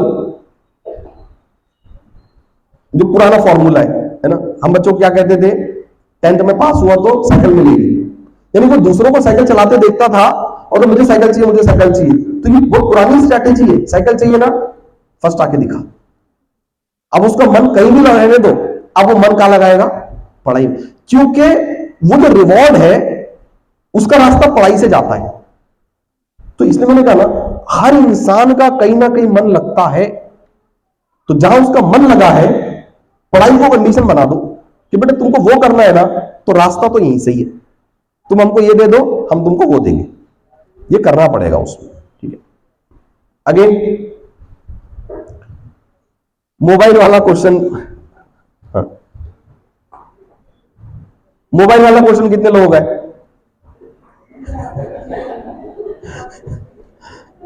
ठीक है, वो तो लेंगे हम। Sir, thank you. I think you have covered all of the suggestions. मेरे मन में कुछ सवाल थे लेकिन आई थिंक आपने उसको काफी क्लियर किया। तो लास्ट का जो था आपका कि पेरेंट्स रिस्पॉन्सिबिलिटी, उसमें थोड़ा सा हमारा सेशन कम गिरा उसमें, क्योंकि बहुत सारी रिस्पॉन्सिबिलिटीज है हमारी जो हम उसको अभी भी फॉलो नहीं कर रहे। तो उसमें से अभी जो आपने बताया कि अटैचमेंट, जो पेरेंट्स का अटैचमेंट होना चाहिए चिल्ड्रन के साथ, हमारे बच्चों के साथ, तो वो आपने बताया कि उसमें हमको उसको जैसा कि उसका अगर बिहेवियर कुछ चेंज करना है या जो भी कुछ करना है तो उसको थोड़ा सा सोर्सेस, हमको अल्टरनेटिव सोर्सेस उसको देना पड़ेगा। सोर्सेस तो ठीक है, लेकिन हमारा जो थिंकिंग है उसके साथ का वो किस तरह से होना चाहिए, क्योंकि अभी के जो जो बच्चे हैं ये मोर देन 8 से तो 10वीं तक के जो लड़के हैं ये इतने मैच्योर है अभी, क्योंकि हमारे जमाने में जब हम थे तो हम पेरेंट्स से डरते थे कि नहीं हमारे पिताजी आने वाले हैं वो हमको मारेंगे तो हमको स्टडी करना पड़ेगा, क्योंकि वो तो अनपढ़ थे इतने, यानी दे वाज नॉट एजुकेटेड मोर, लेकिन फिर भी हम उनसे डर के हम स्टडी करते थे। लेकिन अभी के जो लड़के हैं इनको हम ना मार सकते हैं ना इनको कुछ, अगर हम इनके ऊपर कोई एक्शन करेंगे तो उल्टा रिएक्शन आ जाएगा हमारे ऊपर। तो इनके साथ हमको अभी किस तरह से अटैचमेंट करना चाहिए। सेकंड की और एक वेरी गुड क्वेश्चन, अच्छा क्वेश्चन किया है कि बच्चों के साथ पेरेंट्स को कैसा रहना चाहिए। देखिए, आमतौर से ये कहा जाता है कि पेरेंट्स को बच्चों के साथ फ्रेंडली रहना चाहिए, फ्रेंड की तरह रहना चाहिए, but I have different opinion. Parents को ना बच्चों के साथ वैसा रहना चाहिए जैसा एक कोच किसी टीम के साथ होता है।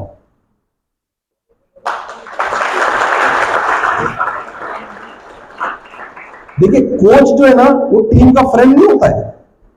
कोच का एक टारगेट है, कोच को सिर्फ टारगेट अचीव करना है। अब उसके लिए वो फ्रेंड भी बनेगा, कमांडर भी बनेगा, सर्वेंट भी बनेगा, उनका क्रिटिक भी बनेगा, उनका मोटिवेटर भी बनेगा। तो सिर्फ आप एक बात ध्यान में लाओ, I am the coach of my child, मैं अपने बच्चे का कोच हूं, कोच। अब आपको देखना है कोच क्या करता है। तो आमतौर से फुटबॉल के कोच, क्रिकेट के दिखते नहीं हमको, फुटबॉल का कोच देखो आप, उनके ड्रेसिंग रूम डिस्कशंस देखो, फिर जब टीम ग्राउंड पे आती है तब उस कोच की बेचैनी देखो। यानी जब तक टीम खेल रही है कोच बैठता नहीं है, टीम बॉल लेके इधर जा रही है तो कोच इधर चलता है, बॉल लेके इधर चली कोच इधर जाता है, बाहर से कंटिन्यू मोटिवेट कर रहा है, इंकरेज कर रहा है, प्लानिंग बना कर दे रहा है। बीच में जो मिडल का पार्ट होता है हाफ टाइम, वहां जाकर बात कर रहा है, सजेशन दे रहा है, लेकिन ग्राउंड में नहीं आ सकता। कोच खुद ग्राउंड में नहीं आ सकता है। तो मेरे हिसाब से पेरेंट्स को ना अपने बच्चों के साथ कोच वाला बिहेवियर रखना चाहिए। ठीक है, अब वो कैसे होगा, तो उसके लिए पहले आपको गोल सेट करना पड़ेगा। What I want from my team, my team means my child, दो हो गए तो टीम हो गई। ठीक है, तो मुझे अपने बच्चों से चाहिए क्या, पहले गोल सेट होगा। जैसा कोच का गोल क्या होता है कि ये टूर्नामेंट की ट्रॉफी हमको लेनी है, तो पेरेंट्स को डिसाइड करना पड़ेगा व्हाट इज आवर गोल। और अब गोल अचीव करने के लिए जो जो रिसोर्सेज की जरूरत है हम रिसोर्सेज प्रोवाइड करेंगे, लेकिन नजर भी रखेंगे, कम पड़े और रिसोर्सेज देंगे, कंफ्यूजन है क्लियर करेंगे, अपसेट है मोटिवेट करेंगे, डिस्ट्रैक्ट है स्ट्रिक्ट करेंगे। यानी एक कोच का रोल है, पेरेंट्स का रोल एक कोच का रोल। जी सर, थैंक यू। अभी तो ये मेरा पेरेंट्स के बारे में था सवाल, लेकिन अभी मेरा जो है मेरे बच्चों के बारे में सवाल है। आपने जैसा बताया था कि एक अनस्पोकन लैंग्वेज जो है, अनस्पोकन लैंग्वेज में ठीक है उसमें डिफरेंट जो बताया आपने, लेकिन एक ऐसा नॉर्मली देखा गया है कि जब बच्चे जब स्कूल से आते हैं तो ऑटोमेटिकली वो अनस्पोकन हो जाते हैं, वो बात ही नहीं करते पेरेंट्स के साथ। तो इसमें आप बच्चों को क्या बताना चाहते हैं क्योंकि इसमें क्या होता है सर कि ये बच्चे कुछ बोलते नहीं है पेरेंट्स से, तो नॉर्मली क्या होता है कि ये कुछ डिप्रेशन में होते हैं या फिर ऐसा होता है कि वो मूड नहीं है ऐसा। तो इसमें आप बच्चों को थोड़ा कुछ बता सकते हो? देखिए, बच्चों को मेरी सजेशन यही है कि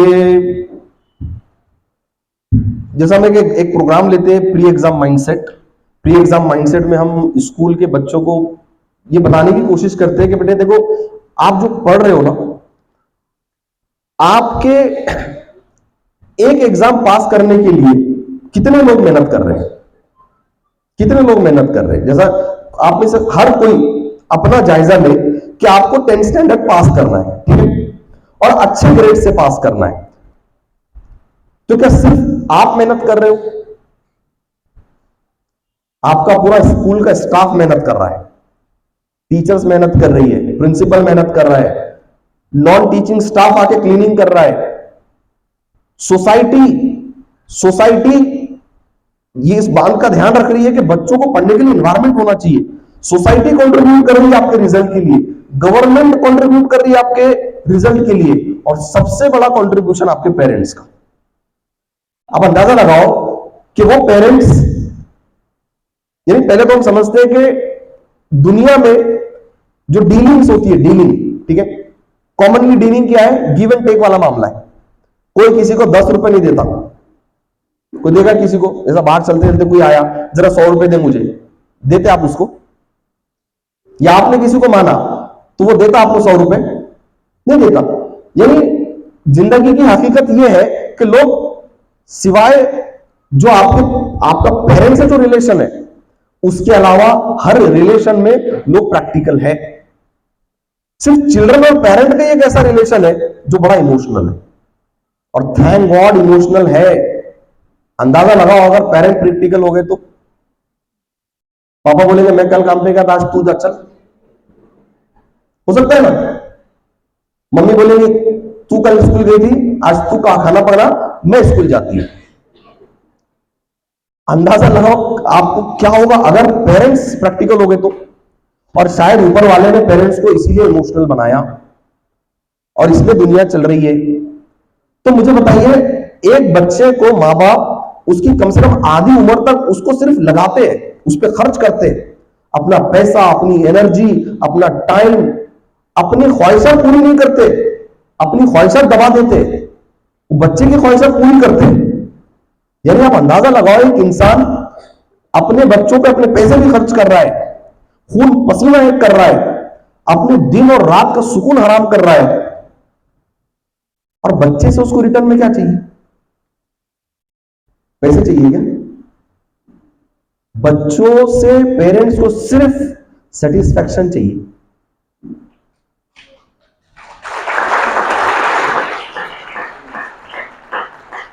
सेटिस्फैक्शन इस बात का चाहिए कि बेटा देख, हमने तुझे स्कूल ना इस मकसद के लिए डाला है, बस इस मकसद को पहुंच जा। हमने ये कोचिंग क्लास में तुझे इसलिए एडमिट किया है क्या कि तेरे इतने मार्क्स आ जाए, बस उतने मार्क्स लेकर आ जा। और खास बात, आपको इतना पढ़ा लिखाने के बाद, इतना काबिल बनाने के बाद आपकी शादी करके आपको अलग भी कर देते अक्सर पेरेंट्स। यानी पेरेंट्स ऐसा नहीं है कि भाई, बाप ये नहीं बोलता कि चल मैंने तेरे को 25 साल तक पढ़ाया, अब मैं रिटायर हो जाता, अब तू यहां से कमा के मेरे को खिला। यानी जब बाप रिटायर होता है उसके पास जिंदगी में नहीं बची। रिटायरमेंट के बाद वो कितना जीते? 10 साल 12 साल। तो अंदाजा लगाइए आप, हम अपने पेरेंट्स को उनके किए के बदले 1% नहीं दे सकते, जो उन्होंने हमारे लिए किए उसके रिटर्न में हम 1% नहीं दे सकते। अगर देने पे आ जाए तो, यानी जो मटेरियलिस्टिक बेनिफिट्स है जो पेरेंट्स ने हमको दिए, उसका रिटर्न 1% नहीं कर सकते। हाँ, उनको इमोशनली खुश कर सकते हैं। तो जितना इमोशनली पेरेंट्स को खुश कर सकते हो उतना करना चाहिए। उनके इमोशंस का, उनकी हैप्पीनेस का, उनकी सेटिस्फैक्शन का ध्यान रखना चाहिए। क्योंकि जब तक आप सेटल हो, जब तक आप कमाने लगो, जब तक आपके पास लाखों करोड़ों रुपए आए, हो सकता है पेरेंट्स जिंदा ही ना हो ये सब चीजें देखने के लिए। तो आज अभी इस मोमेंट में मेरे पेरेंट्स को मेरे से क्या फायदा हो सकता है, मैं वो करूंगा।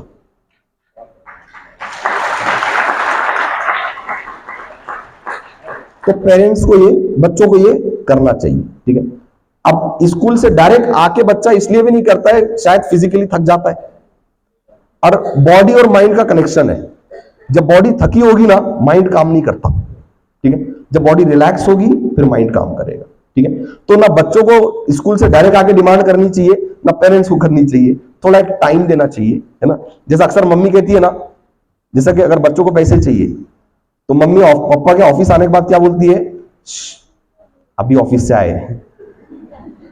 तो जब ये लॉजिक वहां चलता है तो यहां भी चलाना पड़ेगा। और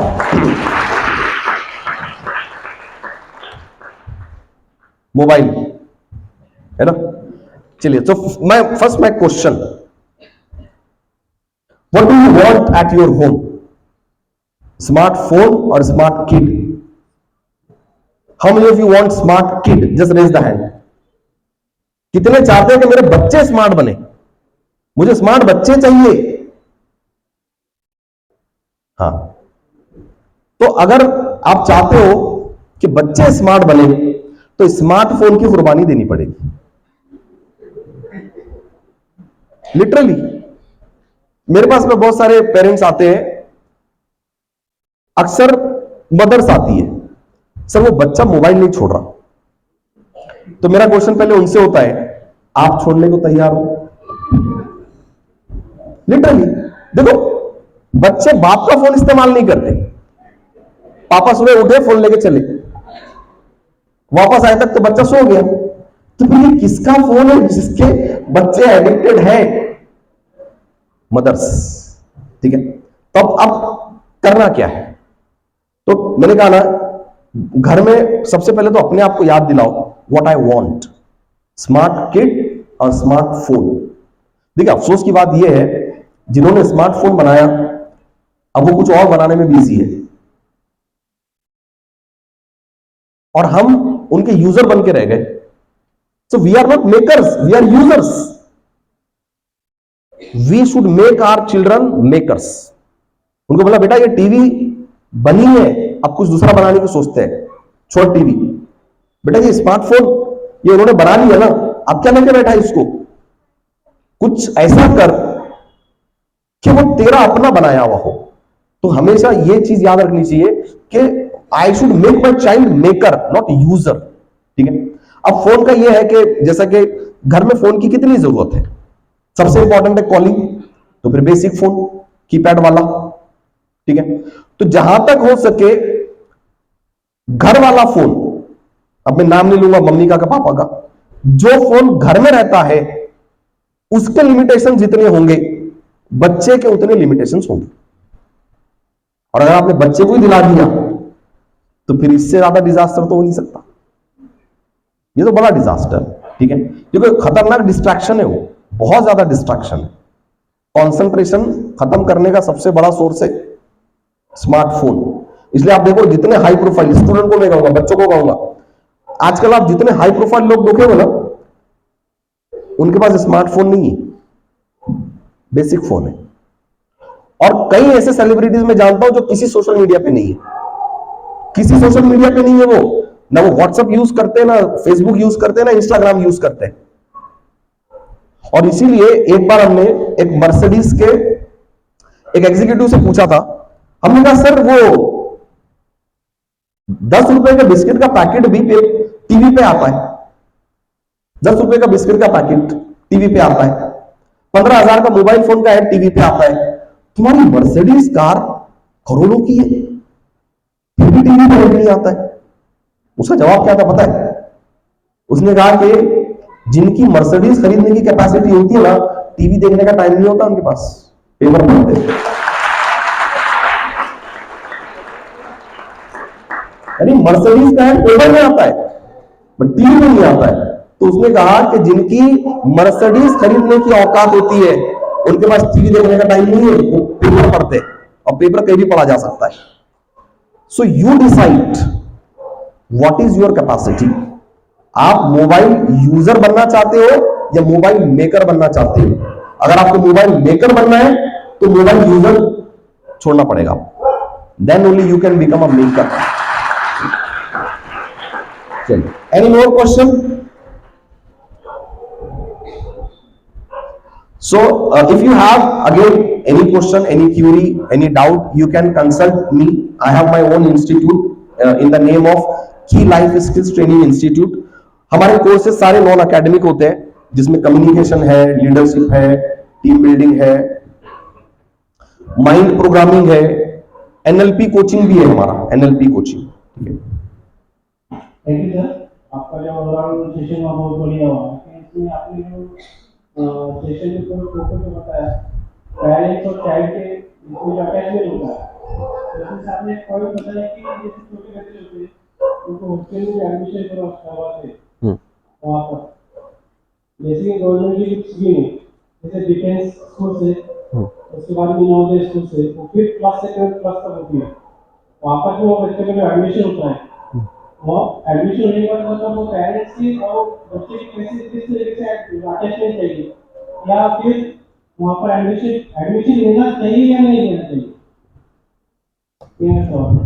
देखिए, अगर ऐसे कोर्सेज, ऐसा करियर पाथ जिसमें बच्चे को वहां एडमिट करना ही है, उसके अलावा दूसरा ऑप्शन नहीं है, ठीक है, तो फिर कुछ ऐसे सोर्सेज क्रिएट करना पड़ेंगे कि भले ही फिजिकल डिस्टेंस हो जाए, इमोशनल अटैचमेंट बाकी रहना चाहिए। फिर ये किस चीज से हो सकता है? दिन में से कम 1 बार 2 बार कॉलिंग, ठीक है, कुछ शेयरिंग, ठीक है, या फिर वीकली मीटिंग्स, और सबसे इंपॉर्टेंट, जब आपने बच्चे को एक स्कूल में डाल दिया, ठीक है, अब उसके पूरे एजुकेशन की रिस्पॉन्सिबिलिटी उस इंस्टीट्यूट की है, ठीक है, और अब आप बच्चे को हफ्ते में 1 बार मिल रहे हो या महीने में 1 बार मिल रहे हो, तो अब आप कोई स्टडी की बात नहीं होगी। ये कम से कम करना है। यानी मैं क्या कह रहा हूं, पेरेंट्स का और बच्चों का भले ही फिजिकल डिस्टेंस हो जाए, इमोशनल डिस्टेंस नहीं होना चाहिए। यानी बच्चे ने वहां से फोन पर उसके जो मन में आया उसने बोलना चाहिए पेरेंट्स को, मम्मी पता है आज मेरे साथ ऐसा हुआ, टीचर ने मुझे डांटा। इतना फ्री होना चाहिए आपके साथ। तो इसलिए भले फिजिकल डिस्टेंस हो जाए, इमोशनल डिस्टेंस नहीं होना चाहिए पेरेंट्स का। तो डिस्टेंस में रहकर भी आज तो सोर्सेज बहुत है, वीडियो कॉलिंग है ना, तो इस तरह से अटैचमेंट बनाए रखना है। यानी my basic concern was attachment, बच्चों का पेरेंट का अटैचमेंट बाकी रहना चाहिए। डाल दिया और छोड़ दिया ये नहीं, ठीक है, दैट वी कैन डू। ठीक है, चलिए, so if you don't have any question, yes student, if you want to ask questions, yes, cricket, how to accept failure, how to accept failure? Okay, so only one word, note down, this is very important statement. There is no failure, there is only feedback. There is no failure, only there is a feedback of your efforts. जैसे मैं आपको बताता हूं, मुझे अपने graduation के एक paper में 1 मार्क मिला है। आप में से किसी को मिला है क्या? कभी भी कोई भी पेपर में 1 मार्क मिला है किसी को? नहीं मिला है, ठीक है, बट उसको मैंने बड़ा पॉजिटिवली लिया। मैंने क्या कहा उसको, this is not my failure, this is the feedback of my efforts. मैंने जितने एफर्ट लिए उतना फीडबैक आया। If I want more result I need to take more efforts, that's it. Failure कब है? When you stop trying, that is complete failure. कई examples है, ठीक है, तो फेलियर जैसा कुछ नहीं होता है बच्चे। फेलियर क्या होता है? सिर्फ फीडबैक होता है। जैसे मुझे 50 मार्क्स मिले, मेरी स्टडी इतनी थी 50 मार्क्स, अगर मुझे 70 चाहिए, इतनी स्टडी 70, 100 चाहिए, इतनी study. So what is failure? It is just the result of my efforts. Keep taking efforts, keep improving result. Okay, so complete failure is only when you stop trying, ठीक है। और खास बात, फेलियर उसी को आता है जो कुछ करता है। जो कुछ नहीं कर रहा है उसको कहां से फेलियर? जैसे अक्सर अक्सर लोग कहते हैं कि मुझे स्ट्रेस आता है ना, सबको स्ट्रेस आता है, तो स्ट्रेस आना अच्छा है या बुरा है? हाँ, स्ट्रेस इज लाइक फायर, आग। मैं पूछूं आग कैसी है, अच्छी है बुरी है? लिमिट में है तो अच्छी है। जैसे अगर लाइट चली गई अभी तो हम क्या करेंगे, मोमबत्ती जलाएंगे, तो मोमबत्ती में आग कितनी है, उसका फ्लेम इतना सा है, लिमिट में है तो बेनिफिट है, ठीक है। लेकिन अगर हमने पूरे बैंक जला दिए, अब हानिकारक है। Stress is the same, if stress is in limit it will push me, it will motivate me, it will encourage me and I will achieve my goals. तो अगर स्ट्रेस लिमिट में है अच्छा है। इसलिए failure is also good. I learn from my failure. जैसे APJ Abdul Kalam साहब ने कहा था कि अगर आप कोई काम एक बार करते हो और सक्सेसफुल हो जाते हो, सो this is not true success, it is success by chance. हाँ, लेकिन अगर आप कोई एक काम करते हो और 2 बार करते हो और दोनों बार सक्सेसफुल होते हो, तो फिर ये आपकी ट्रू सक्सेस है, ठीक है। तो मल्टीपल टाइम फेलियर होने के बावजूद अगर आपको सक्सेस मिलती है, वो ट्रू सक्सेस है ना। जैसे हम अक्सर एग्जांपल देते हैं, बल्ब कैसे बना, तो एक बार में थोड़ी बना बल्ब, 1000 बल्ब तोड़ दिया और उसके बाद उसने बल्ब बनाया। और जब उसको पूछा गया कि तुमको कैसा लगता है कि तुमने 1000 बल्ब तोड़ दिए, तो उसने कहा कि मुझे ना, ये मेरा फेलियर नहीं है, मुझे पता चला है कि ये 1000 आइडियाज काम नहीं करते बल्ब बनाने में, ये एक आइडिया काम करता है। That is not failure. आगे any more question? Yes sir. आ जाती, आवाज आ जाएगी? आ रही है बिल्कुल। ये था सर, हम देखते हैं जॉइंट फैमिली है। हाँ उसके दादाजी है, हाँ उसकी दादी है, भाई वो मेरा भाई है और पूरा परिवार है। मानो मेरे पिताजी ने जो सक्सेस कमाया है, तो वो उनके जीवन के बारे में कुछ जो ट्रूथ है वो बच्चों को बताते हैं कि मैंने मेरे लाइफ में ये किया था, उसकी वजह से मुझे ये सक्सेस मिला। मैं आज जो स्टेज पे हूँ, तो मैंने जो पास्ट में इसमें मेहनत किया तो मुझे ये मिला। उसके बाद में मैं वो समझो कि मैंने कुछ स्ट्रगल करके आज मैं जो भी जॉब पे हूँ, तो मैं ये मुकाम पे कैसे पहुंचा। तो ये जो डिस्कशन आज के बच्चों के साथ में हम जो करते हैं, तो ये डिस्कशन कभी कभी उनकी माताओं को लगता है कि पास्ट में जो चीज हो चुकी है वो आज के जनरेशन के बच्चों को बताना ये ठीक होगा या नहीं होगा, और उसका इम्पैक्ट जो बच्चों के लिए अच्छा होगा या नहीं होगा। तो इसमें थोड़ा सा कभी कभी कंफ्यूजन लगता है, तो उसके बारे में थोड़ा आप अगर मुझे बताइए तो अच्छा लगेगा। देखिए, ये क्वेश्चन आपने बड़ा अच्छा क्वेश्चन पूछा है, इस पे हम लोग ज्यादा नजर डालते नहीं, ठीक है।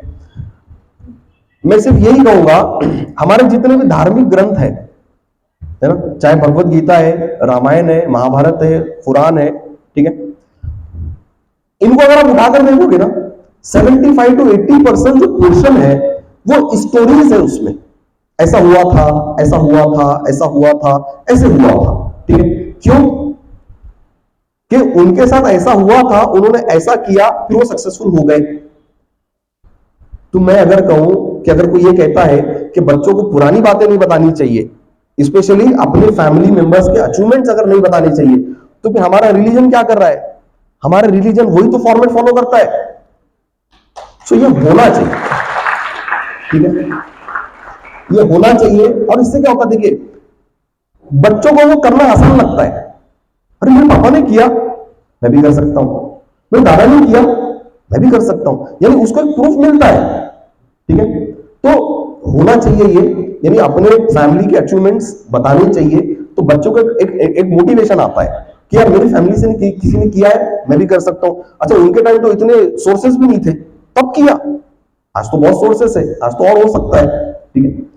और joint family is a gift, बहुत बड़ी चीज है, ठीक है, बहुत बड़ी चीज है। और अगर ज्वाइंट फैमिली में कोई नहीं भी रहता है ना, तो I will suggest at least once in a week एक ज्वाइंट फैमिली जैसा इन्वायरमेंट होना बहुत जरूरी है। क्योंकि देखिए, बड़ी खतरनाक सिचुएशन ये है कि एक जमाना था जब बच्चे पैदा होते थे, 2-3 साल में हम उनको कहते थे कि देखो दादा पे गया, चाचा पे गया, अरे मम्मी पे गया, है ना। आजकल नहीं मालूम पड़ता गया किधर ये, है ना, हो रहा है ना ऐसे।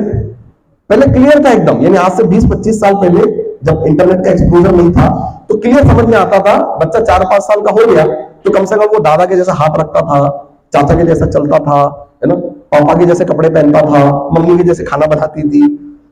आज तो ऐसा 5-6 साल का ऐसा देखना पड़ता, ऐसा कौन है घर में, और कोई भी नजर नहीं आता हमको। तो what is this? This is called influence. कि अगर बच्चों पे फैमिली का इन्फ्लुएंस नहीं होगा तो बाहर का इन्फ्लुएंस होगा, और बाहर मतलब खतरनाक है बाहर। तो फिर कितनी बड़ी दुनिया है ना। फिर हमें जो बोलने की जरूरत नहीं है कि कितने गलत इन्फ्लुएंस भी है, ठीक है। तो अगर आप राइट इन्फ्लुएंस नहीं दोगे तो बच्चे को रॉन्ग इन्फ्लुएंस मिल जाएगा, और इन्फ्लुएंस बहुत खतरनाक चीज है, ठीक है। तो इन्फ्लुएंस मिलना चाहिए, अगर अच्छे सोर्स से मिल गया तो उसका अरेंजमेंट बनाना पड़ेगा, ठीक है। Yes ma'am. जैसा मैं और एक बात बता देता हूं मैं, जैसा मेरे ऊपर हमारे बड़ों का इन्फ्लुएंस है ना। जैसा सैयद इरशाद सर जो है, मैं बता दूं आपको, ही is my Elder cousin, my cousin brother Syed Irshad sir, और मैंने इनसे भी सीखा है ना। ही इज वेरी पंक्चुअल, है ना, इन हिज कॉलेज टाइम, जब वो कॉलेज में थे हम स्कूल में थे। हाँ हाँ, तो पंक्चुअलिटी हमने इनसे सीखी है, सैयद इरशाद सर से। So he is my cousin brother. तो हम ज्वाइंट फैमिली में रहते हैं ना, तो बहुत कुछ सीखने मिलता है एक दूसरे से। Yes ma'am. First of all, thank you so much, sir. It was very nice session.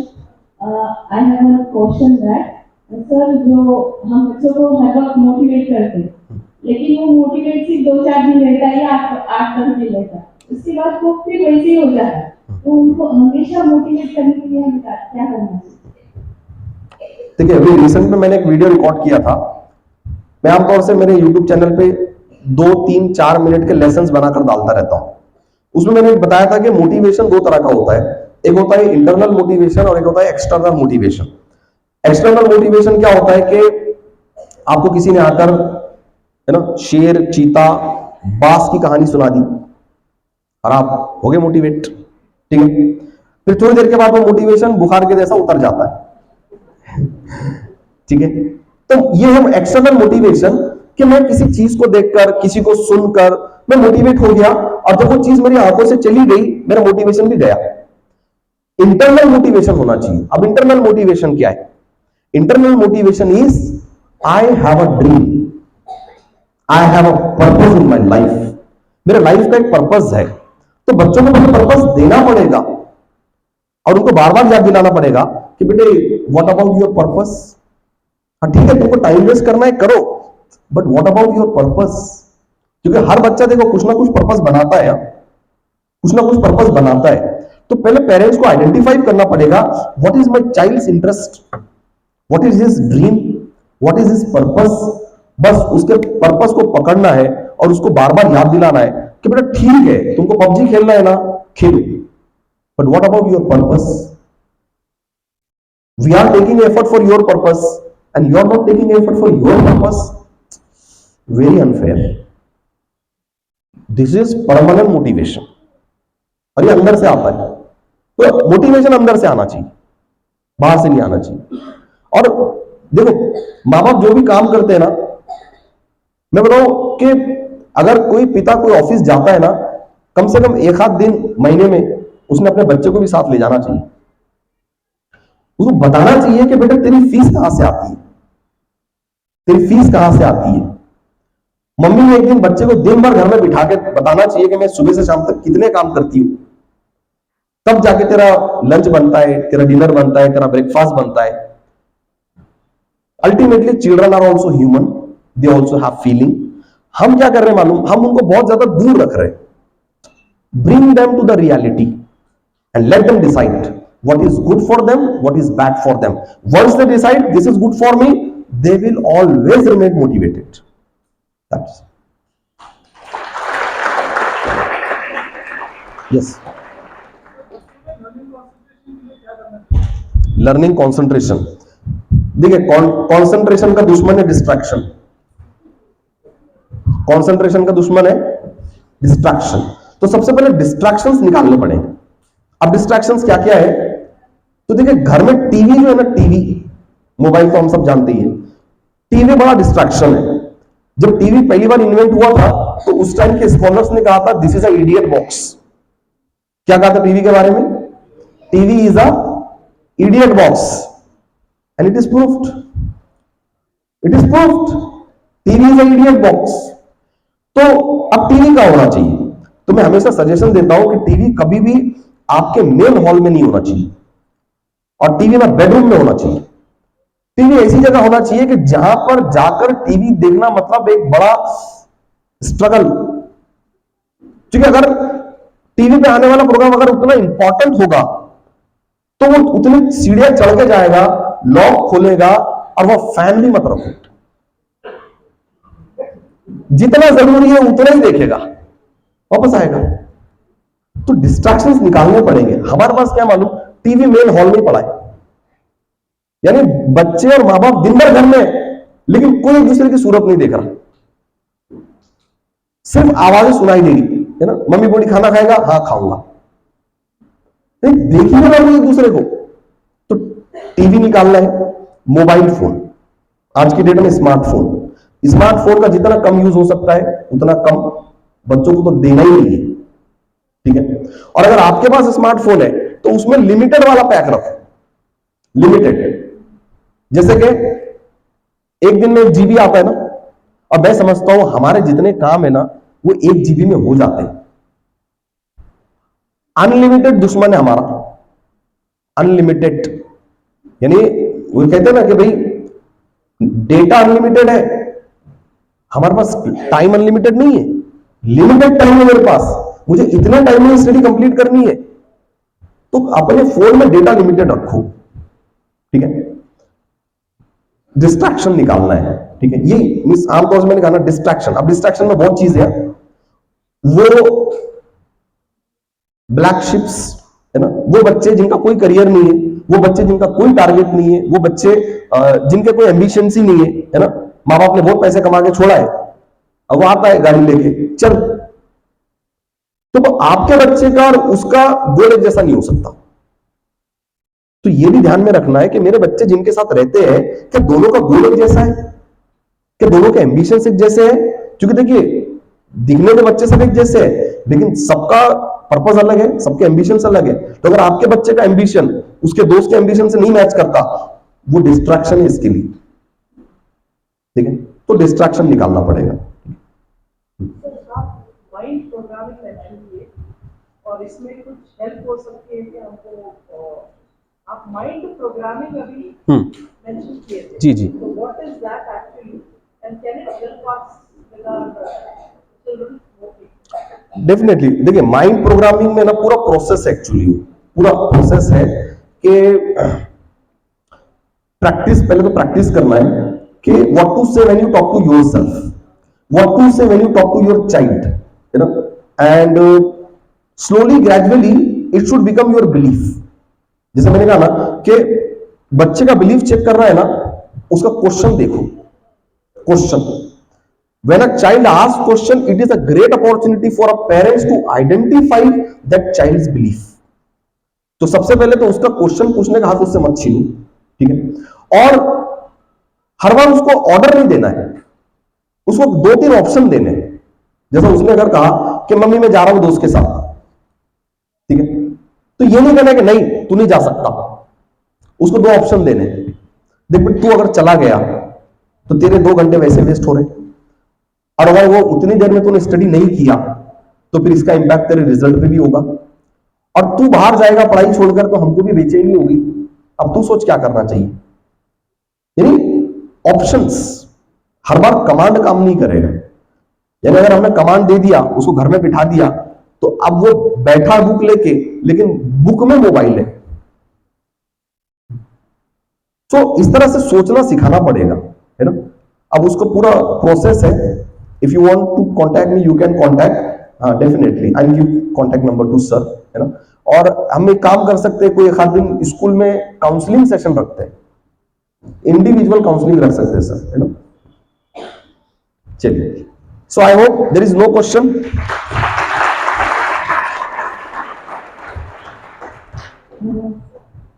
Civil, ladies first. मेरा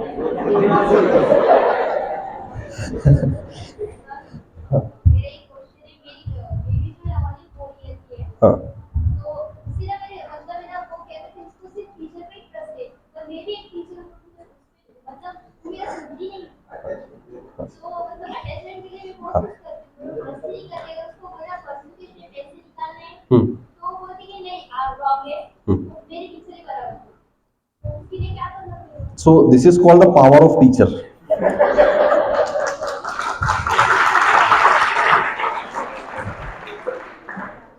this is influence, your child is more influenced by teachers, और इस पर आपको खुश होना चाहिए, इस पे आपको खुश होना चाहिए, क्योंकि देखिए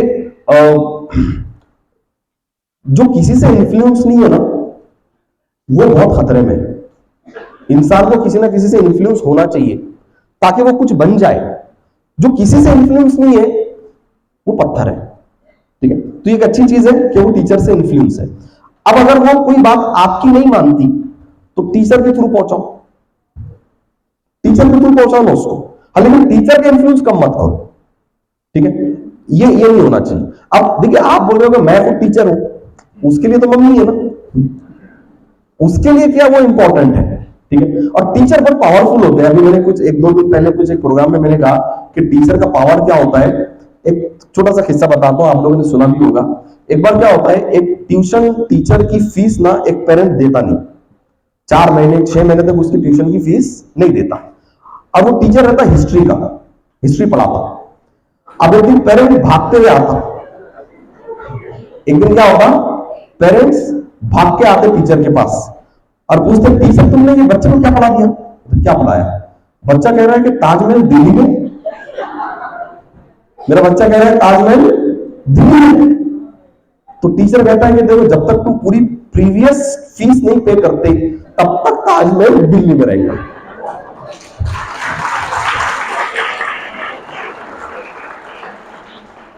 अब वो पेरेंट फटाफट जेब में हाथ डालता है, पूरी फीस पे कर देता उसकी पूरी।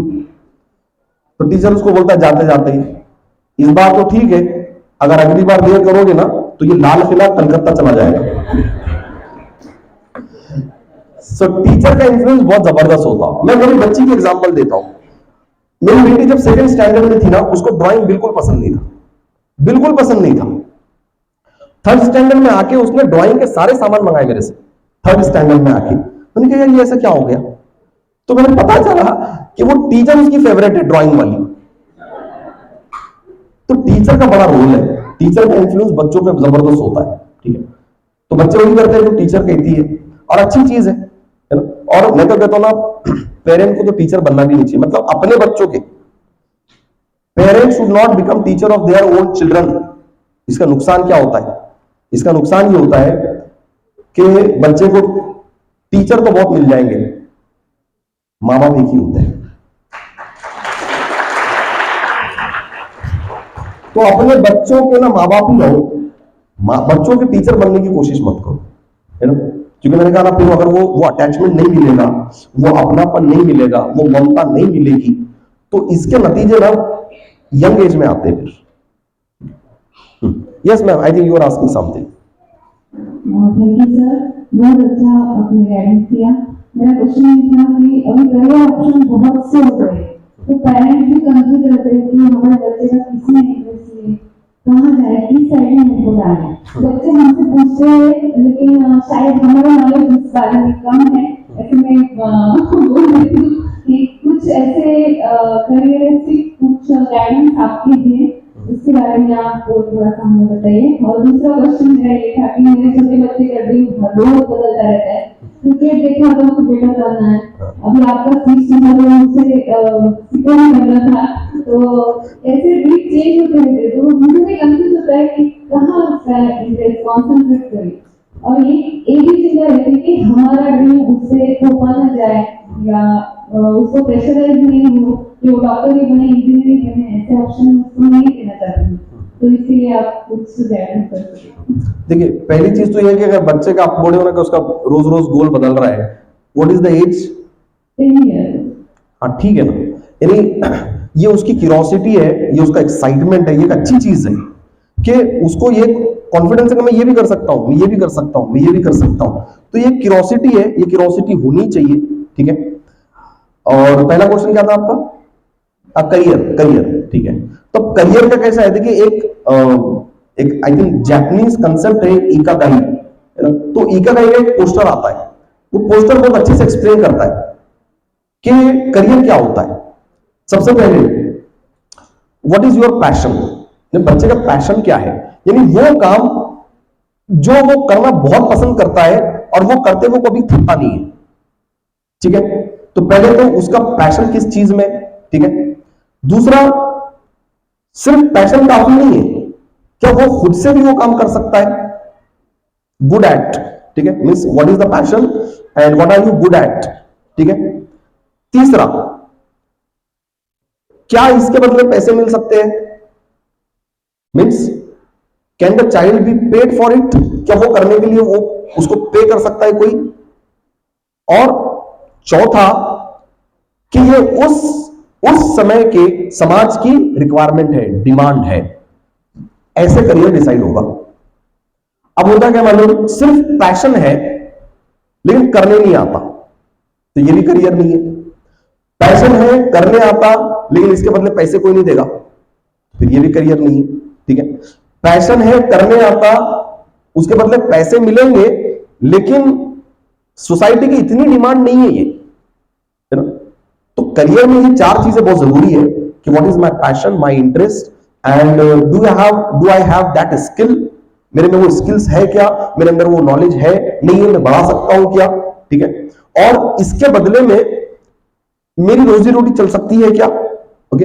और ये समाज की डिमांड कब तक रहेगी, है ना। क्योंकि देखिए होता क्या मालूम, कुछ लोगों के ऐसे शौक है जो समाज की जरूरत ही नहीं है, जैसा coin collection, old coin collection.